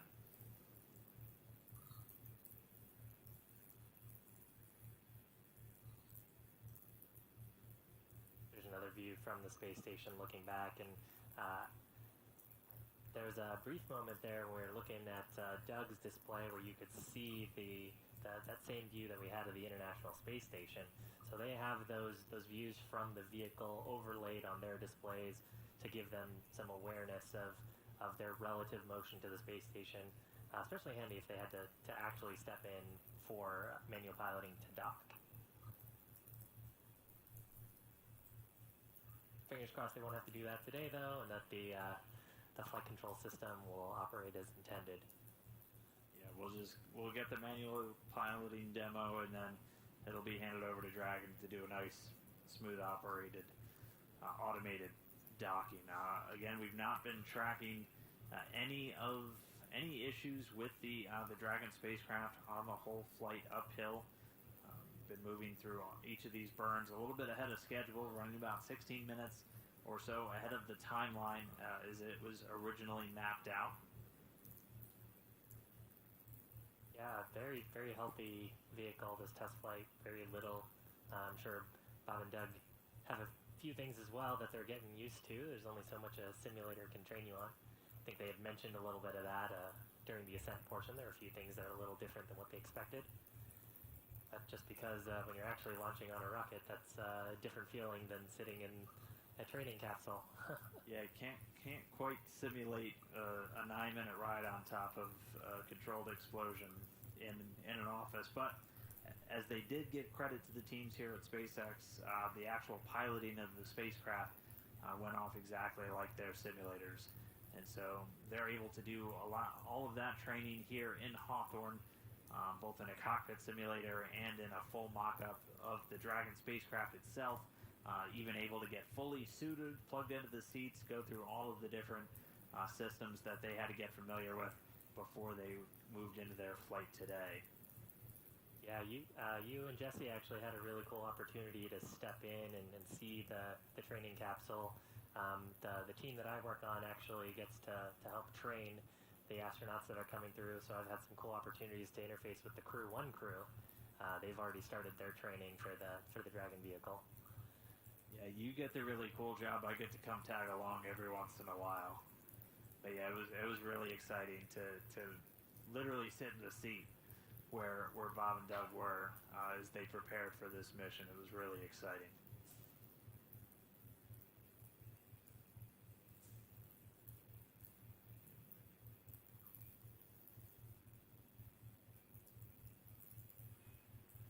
Station at Houston on the Big Loop for Chris, crew monitoring. That. Chris, you can begin to monitor the approach for step 1 of 1.104 Crew Dragon approach and retreat monitor.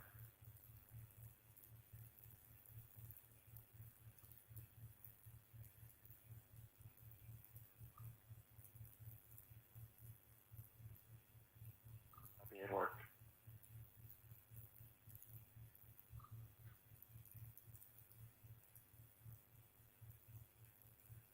So heard some cool stuff over the loops there. Looks like Chris Cassidy aboard the station is getting ready to monitor. We sort of talked about this earlier, but during the Demonstration 1 mission, the crew aboard the International Space Station had issued commands to Dragon. That's a capability that they have. So... Yeah, so... with Chris Cassidy now monitoring, we're a little under 9 minutes away from that arrival at waypoint 1. Let's jump over to Gary real quick for a quick station update, and he can walk us through some of the systems that are going to be in play during this manual piloting test. Gary? Thanks, Dan. Yes, we're monitoring the approach of Bob and Doug. Now just about 300 meters from station, heading towards that waypoint 1. One of the next milestones here coming up is going to be the manual flight test. Chris Cassidy already getting in position in front of the RPOP. This is the rendezvous software that he'll be using to watch some of the demonstration and the rest of the docking procedures for Bob and Doug as they move in to dock with the International Space Station. Right at about the time of the manual flight test, they will be communicating through the C2V2 Common Communication for Visiting Vehicle. You heard the call on the Big Loop. That was Joshua Kutrick here in Mission Control Houston, Capcom, talking with International Space Station Commander Chris Cassidy all over the Big Loop. That's an integrated communication loop with space to ground on station, Dragon to ground on Dragon, everybody hearing the same thing. Once we're in position of the manual flight test, C2V2 will transition to receive video as well. We should be getting some great video from Dragon all through the hardware that is on the International Space Station, integrated and linked with the Dragon. Now just inside 300 meters from station, I'll toss it back over to Hawthorne as we go through these next steps, heading towards waypoint 1.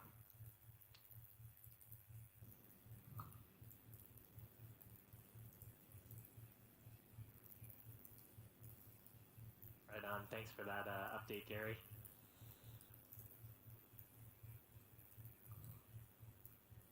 Gary said we're inside 300 meters away from the space station.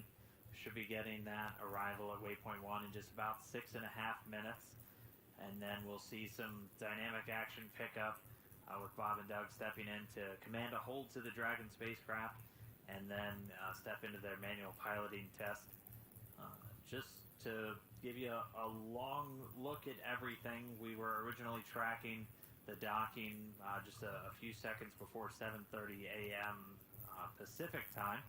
We have been moving well ahead of the timeline, so we may only be about an hour away from docking at this point, as they're moving about 16 or 17 minutes ahead of schedule so far with all of Dragon's maneuvers. We'll consider that initial contact and capture of the vehicle to be that initial docking. After that, though, there are a series of steps that have to take place with the Dragon vehicle, actually done in concert with the station itself, which will do a quick handover of its attitude control systems, and then the soft capture ring on the Dragon spacecraft will begin to retract, and then a series of latches or a series of indicators will tell the Dragon spacecraft when it's ready to start driving hooks, which will secure it very firmly to the international docking adapter on the very forward Node 2 port on the International Space Station. And then once we have docking complete, there will be a series of steps both for the crew on Dragon and for the crew on the International Space Station.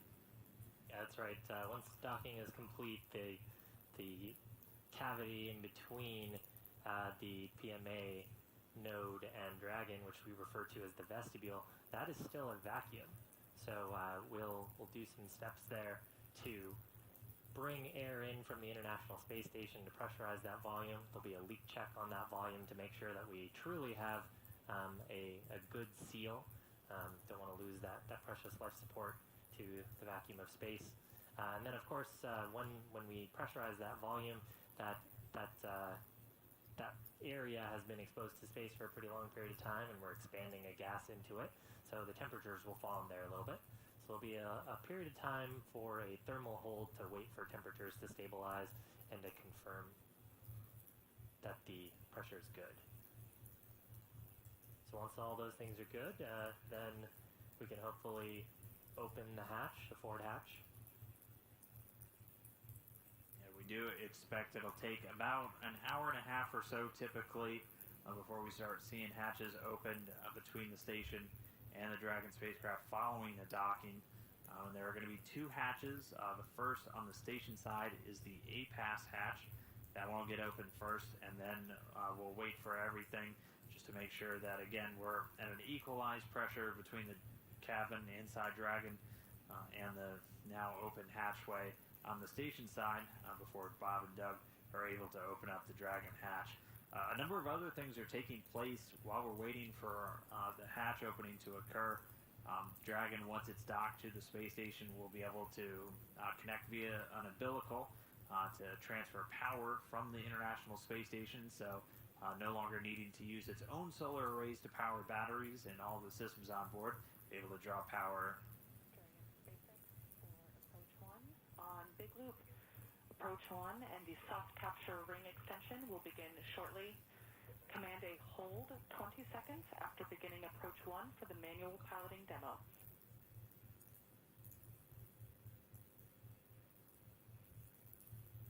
Kathy's on the Big Loop. 20 seconds after Approach 1, we will command the hold. Good copy.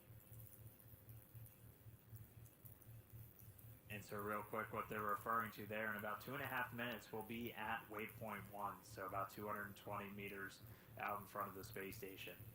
And then, just like waypoint 0, the vehicle able to bypass waypoint 1 and continue on its approach to the space station.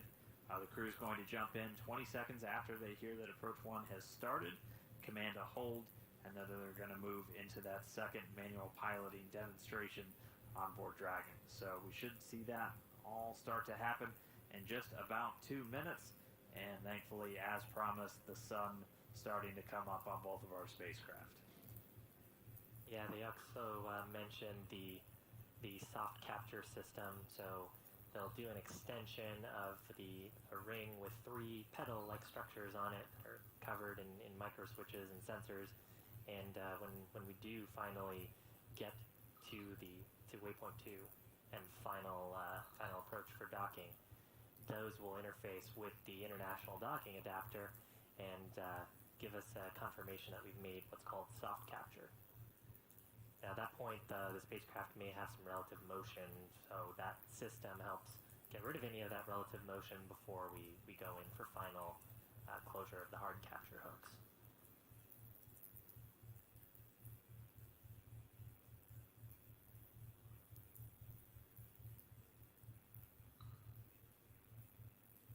So just a little under a minute to go now. Dragon just about right out in front of the International Space Station. Again, in less than a minute, it'll begin its approach 1, and then our crew members inside of Dragon will command the vehicle to stop. It will hover, and then they will be able to begin that manual piloting demonstration. Just about 240 meters away from the space station. We're pretty much lined up right in front of it along what we've been calling the V-bar, and you may hear that on comms.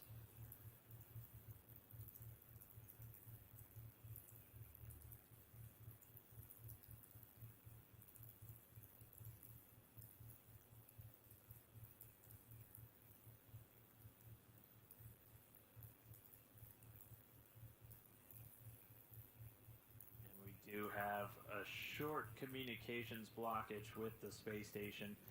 We have pretty continuous coverage. We've had pretty continuous coverage getting views from the station cameras, which come down through our higher data rate, our KU band antenna. Sometimes it can actually get blocked by some of the station structure, whether it's solar arrays or other pieces of the station, depending on where the actual TDRS satellite that it's pointing at is located. And it looks like we do have that blockage for the next 5 minutes or so. And then once that clears up and we have a clear line of sight for that antenna, we'll get that video back from the International Space Station. So we're expecting that to come about 28 minutes after the hour, so in about 5 minutes from now.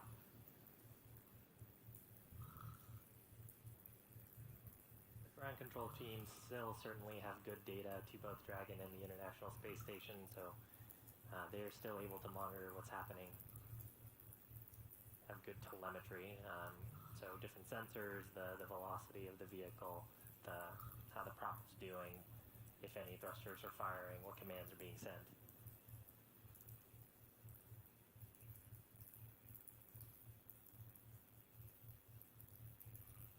We just had a quick TDRS handover for Dragon, so transitioning between those tracking and data relay satellites, and standing by for confirmation of that hold.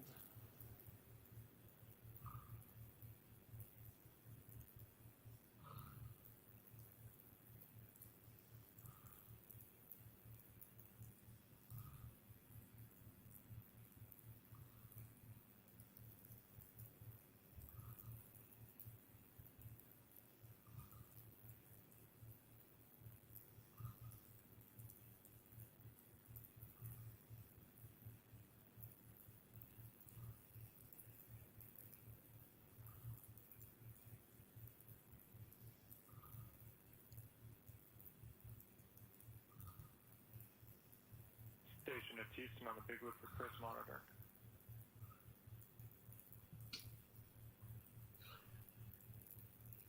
Right, easy.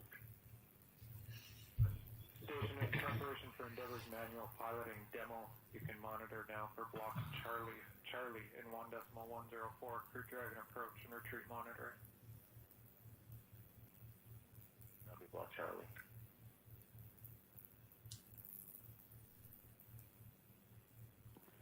Dragon SpaceX on Big Loop.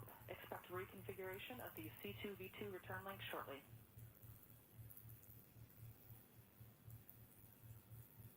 Copy.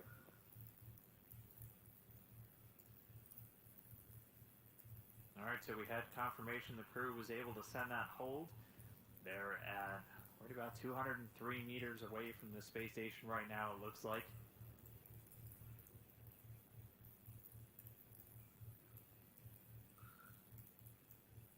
Right now just flying in formation. front of the space station, which is really cool.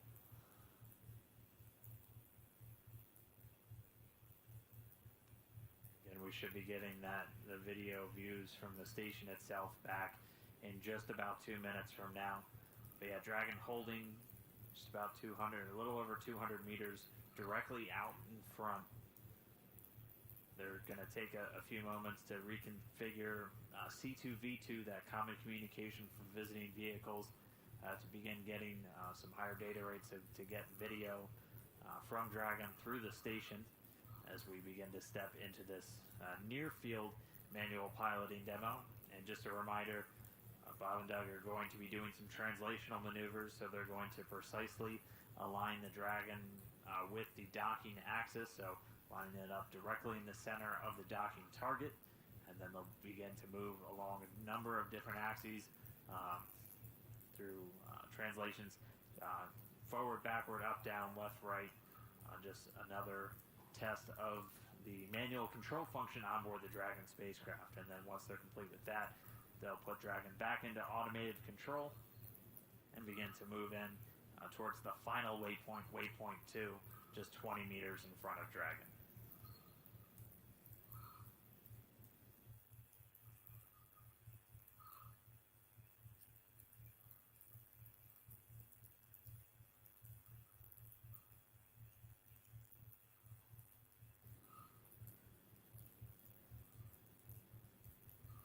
So before we start that, we do need to wait until we get that high data rate communication with the station locked back up.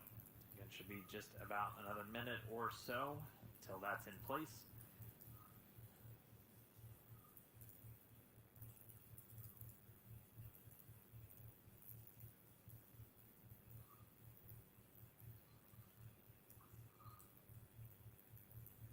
And hopefully when we get that high data rate communication back, we'll also get some views into the cabin behind Bob and Doug. We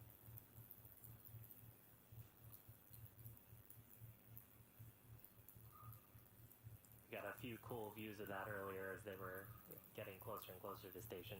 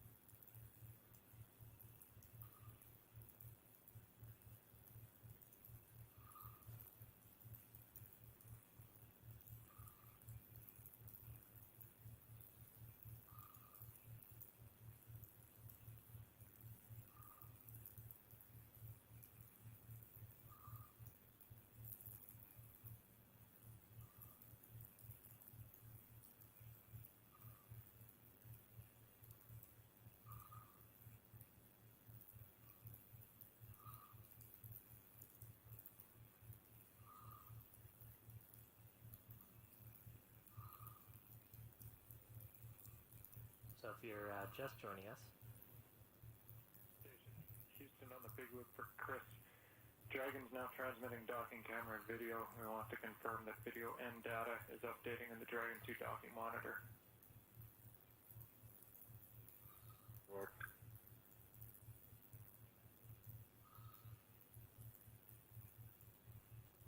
So, copy confirmed, thanks.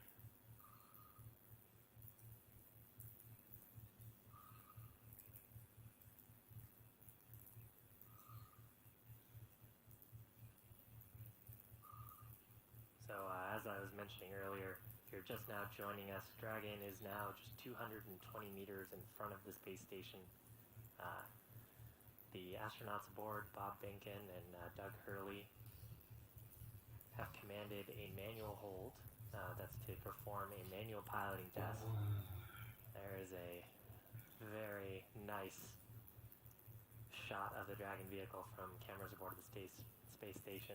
You just saw one of the Draco thrusters there firing, just to keep it in that hold attitude, flying right in front of the station. Yeah, we have 2 cameras on the very forward port of Node 2, so right where Dragon's going to be headed following the completion of this manual piloting test.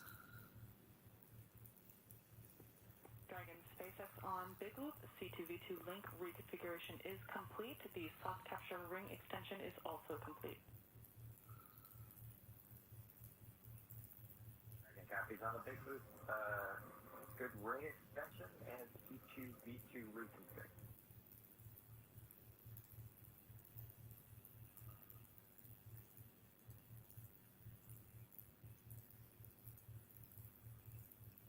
Those comms on the big loop, the core, the crew operations and resources engineer here at SpaceX letting the crew know that we have a good TDRS link again. Good C2V2 link again. It's common communications for visiting vehicles. And we actually heard a little bit earlier as well comms to Chris Cassidy to monitor this manual piloting test. Dragon SpaceX on Big Loop, you are go to execute the proximity manual flight test. Per procedure, 4.041, and I have the target fuel levels when you are ready to copy.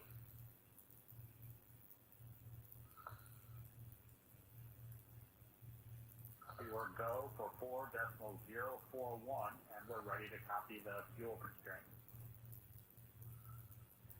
Your 1/3 fuel usage will be 60.9, 2/3 58.9, and terminate 57.9.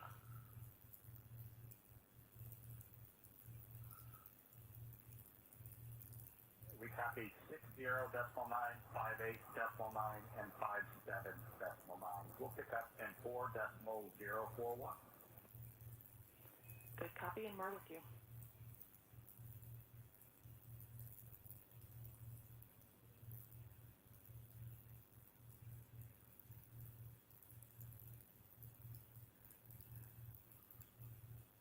Alright, so they're going to start maneuvering Dragon again, making some translational maneuvers. We did get some insight that it looks like they're a little bit to the left of the docking axis right now. And so we should expect them to move directly into the center line as one of their first maneuvers. That's going to be their very first maneuver. And then they have a strict list of choreographed steps just to test out moving on the other axes. And we heard the core Anna and Menon calling up the expected fuel usage inside Dragon. They're going to be keeping a close eye on that just to make sure they're not overusing the propellant in this flight test, making sure we still have good margins for all of the approach maneuvers, and then obviously for everything at the end of the mission itself. Yeah, and the thrusters that we're using here. We are committed to docking access capture. We are following along with you.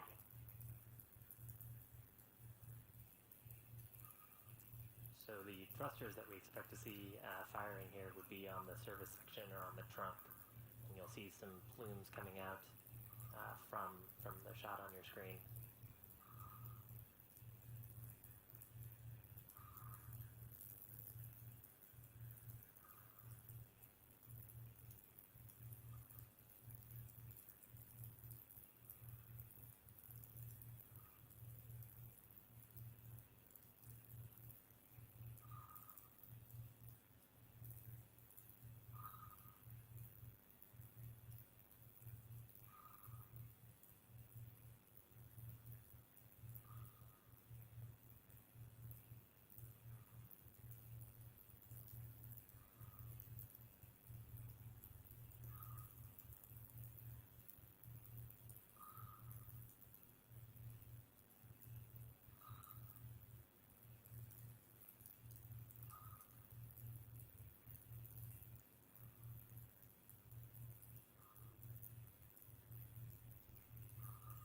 First part of this maneuver is just to really line them up perfectly with that docking axis. So they were already several meters off once this hold occurred, and so they're making very low impulse commands being sent to those Draco thrusters. Again, as Shiva was saying, there's the 12 are on the lower part of the Dragon capsule that they're going to be using. We're seeing small bursts now.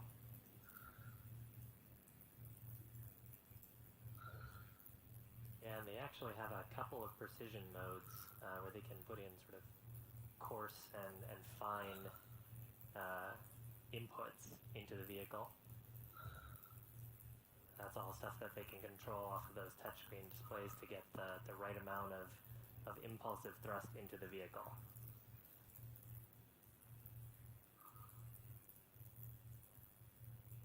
If you're trying to get a little bit oriented to how the vehicle is positioned, that's the nose cone on the top of your screen.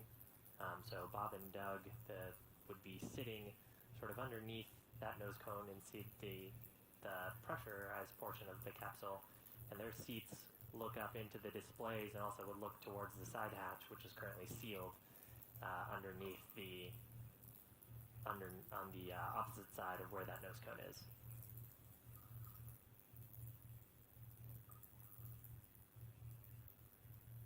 Very cool to see those thruster plumes. Yeah, the Kronos and Mission Control Houston actually opened up the iris a little bit on that camera on the space station so we could see these plumes.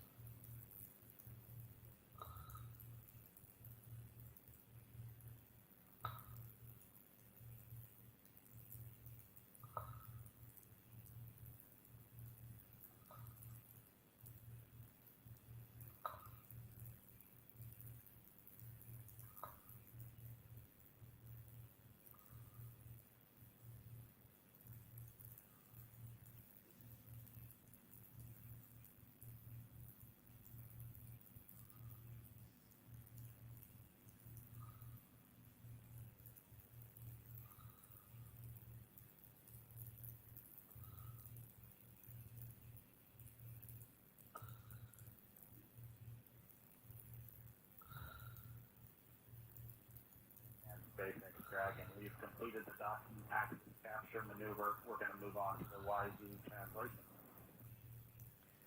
Copy, we're with you.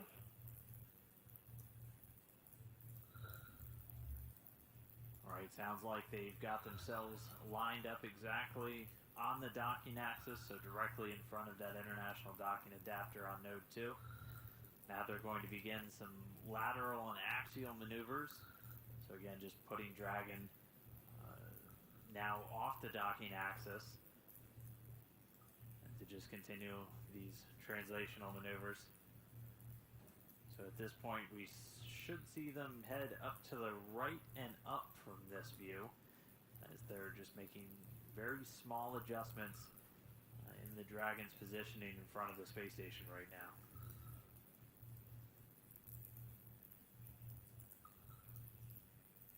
And here comes the translation. We copy.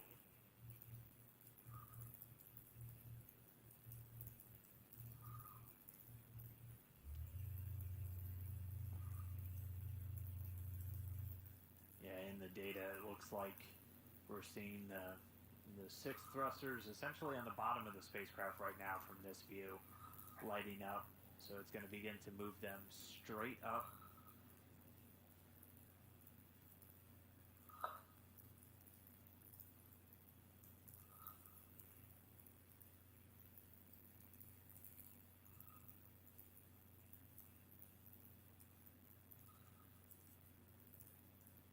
And it's difficult to tell, but there is a very slow drift upward right now.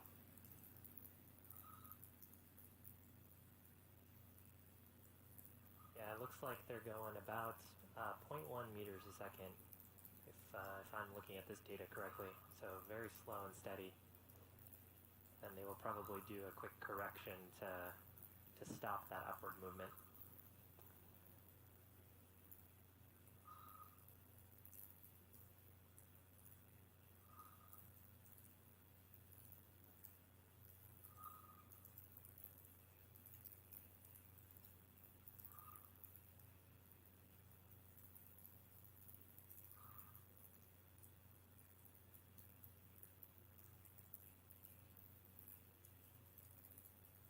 It's a little surreal seeing Dragon so close to the space station.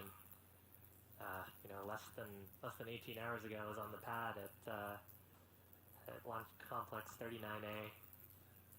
Now it's so close to its destination. And being piloted by humans for the second time already in this mission. And I would just be too excited. I don't know how Bob and Doug keep this so professional. That test pilot mentality. And they both have thousands of hours in aircraft. Both test pilots.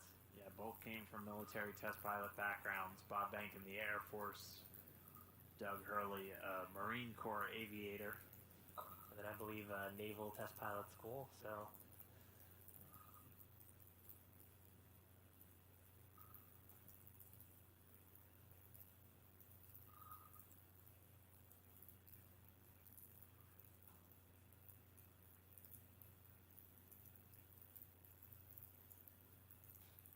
A little bit overexposed there, but you can still see the thrusters firing.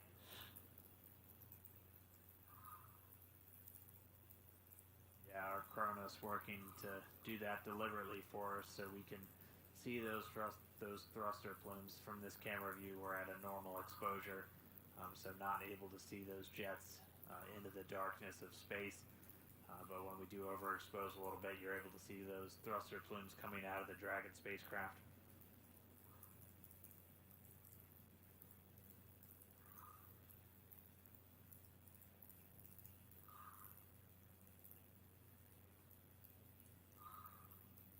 Yeah, it's amazing how the plume has to catch the light just the right way for us to even see that it's happening outside of data.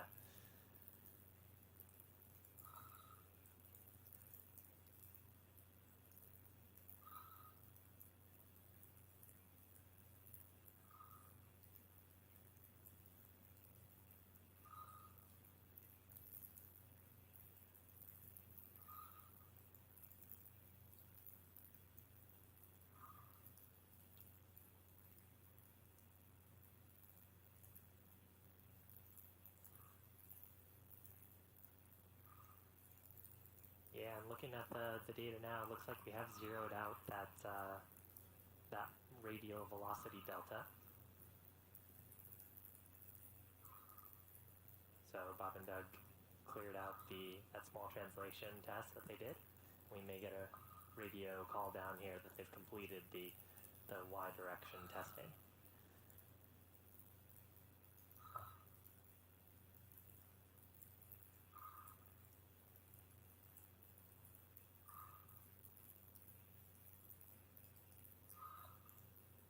Now, I know we've mentioned this a few times, but it looks like the spacecraft are totally still right now, and that's partially true. They're still relative to each other.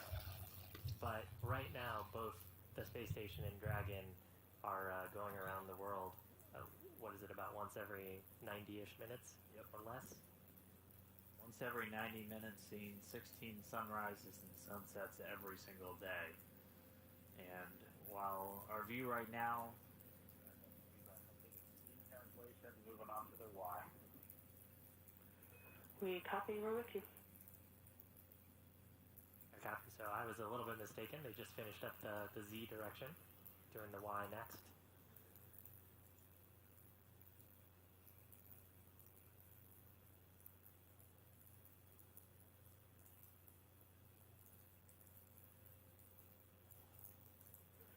Dragon, SpaceX on Big Loop, you have used approximately 1/3 of your prop test budget.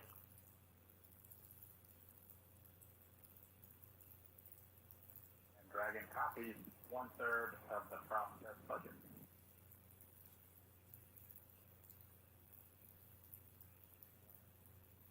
So the Corps letting the crew know how much prop they've worked through.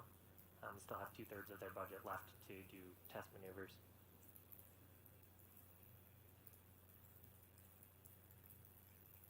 And of course, any bit of propellant that they're using is just a little bit less margin if they needed to use it for something else. but good way to exercise the system, see that manual piloting works as intended, and I'm sure for them to have a chance to provide some feedback on how manual piloting actually felt in space and how the control felt. Yeah, a big part of their job for this mission is really to not only put the vehicle through its paces, but to take a lot of detailed notes and mental notes that they're going to be passing along to any future crew members flying on board Crew Dragon.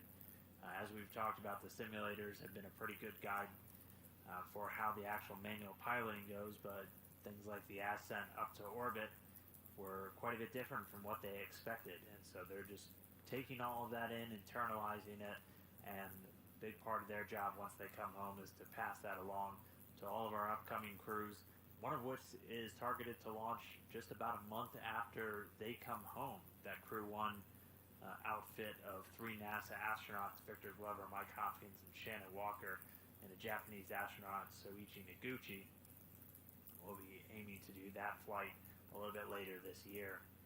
So going through the paces right now, looking at our data, I think I made the same mistake you did, where I assumed them going up would be the y-axis. It looks like that was actually their z-axis, and the y now then moving to the right. So we're seeing some small shifts.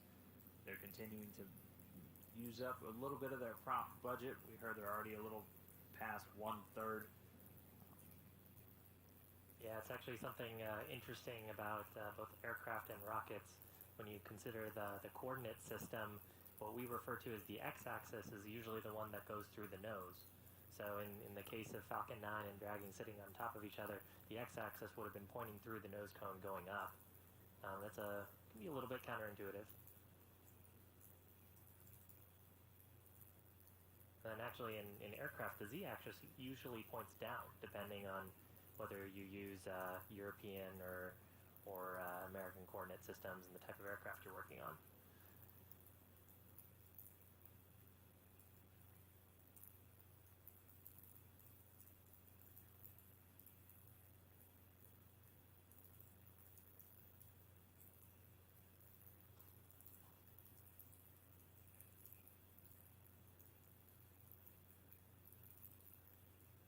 But important for both Space Station and Dragon to be on the same coordinate system as they do this eventually as they step into the approach maneuvers here towards waypoint 2.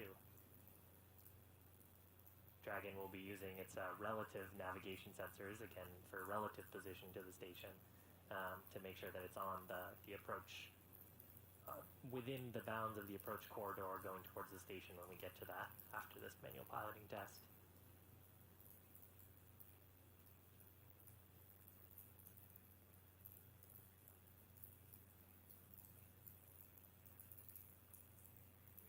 Getting to that shortly. This manual piloting test was slated to last about 25 minutes.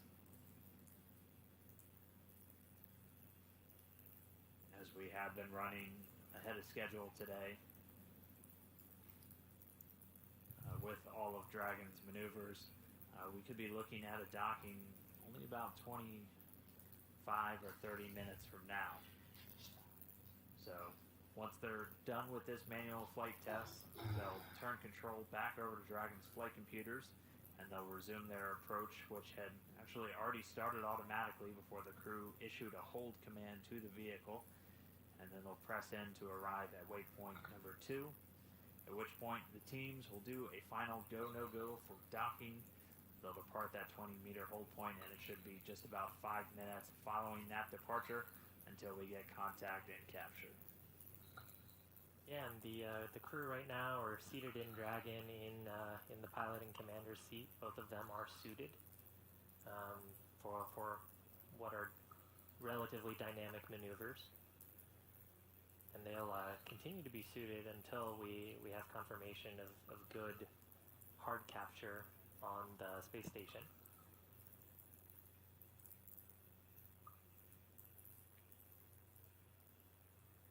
So right now, just interfacing with the touchscreen displays, testing out manual piloting.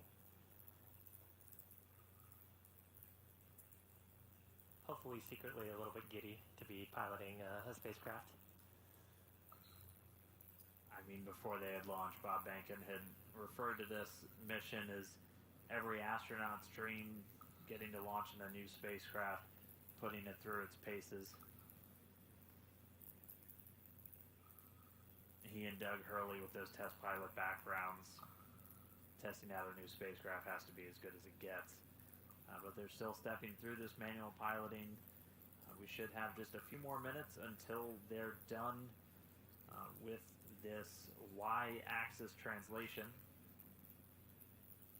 And then they'll be able to turn command back over to Dragon, which will return itself to the docking axis, and then begin that approach into waypoint 2.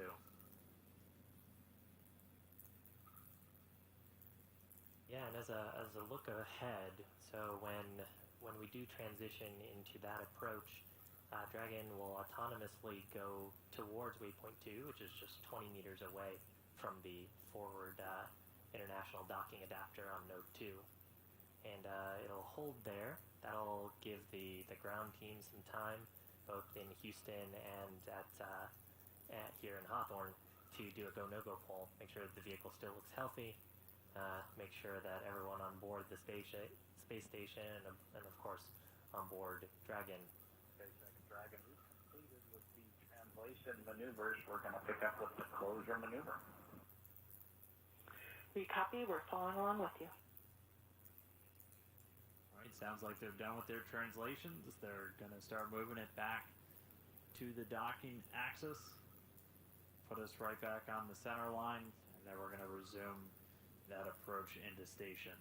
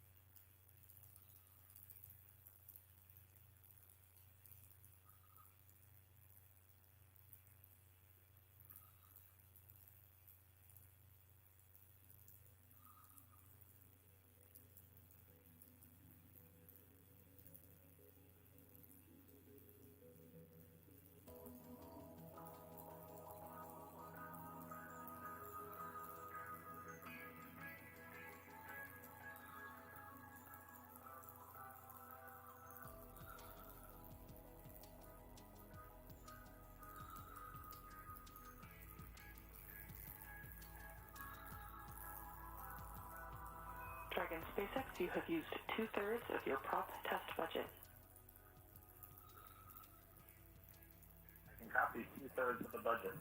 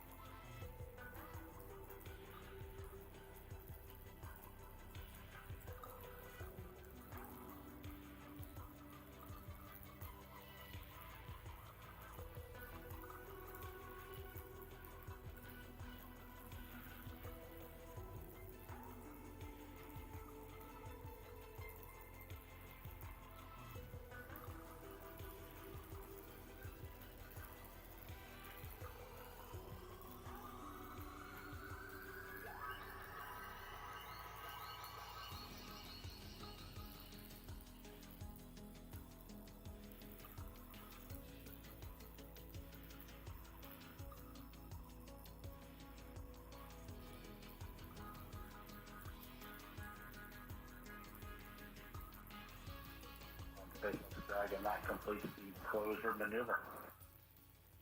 We copy closure maneuver complete.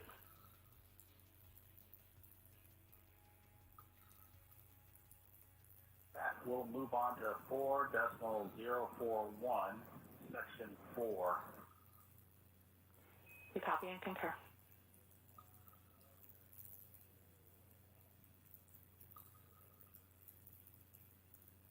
Alright, so our manual flight test has been completed. We're standing by for them to now resume approach 1. So to move in from that waypoint 1, we're already inside of the keep out sphere at this point. Dragon's holding just 176 meters from the space station. And pretty soon they're going to be approaching. Dragon, that completes the manual piloting demonstration. I only had to twist Doug's arm for 2 or 3 minutes to get him to allow me to deactivate the piloting controls. We copy. Excellent. Thank you. And with that, we ask that you, from the display used for manual piloting, please go to audio settings and adjust a gain setting for seat 1 or 4. And in addition, we would appreciate any handling qualities evaluation of the proximity piloting possible. We've completed the gain setting adjustment for seat 1, and I'll turn it over to Doug for the handling quality quick look. SpaceX Dragon on the big loop for the handling qualities. It flew just about like the spin, so my congratulations to the folks in Hawthorne. That flew really well, very crisp. It was a little sloppier and wide, just like we saw in the spin, but all the other axes as well as closure and opening were all just as per. Excellent to hear. Thank you.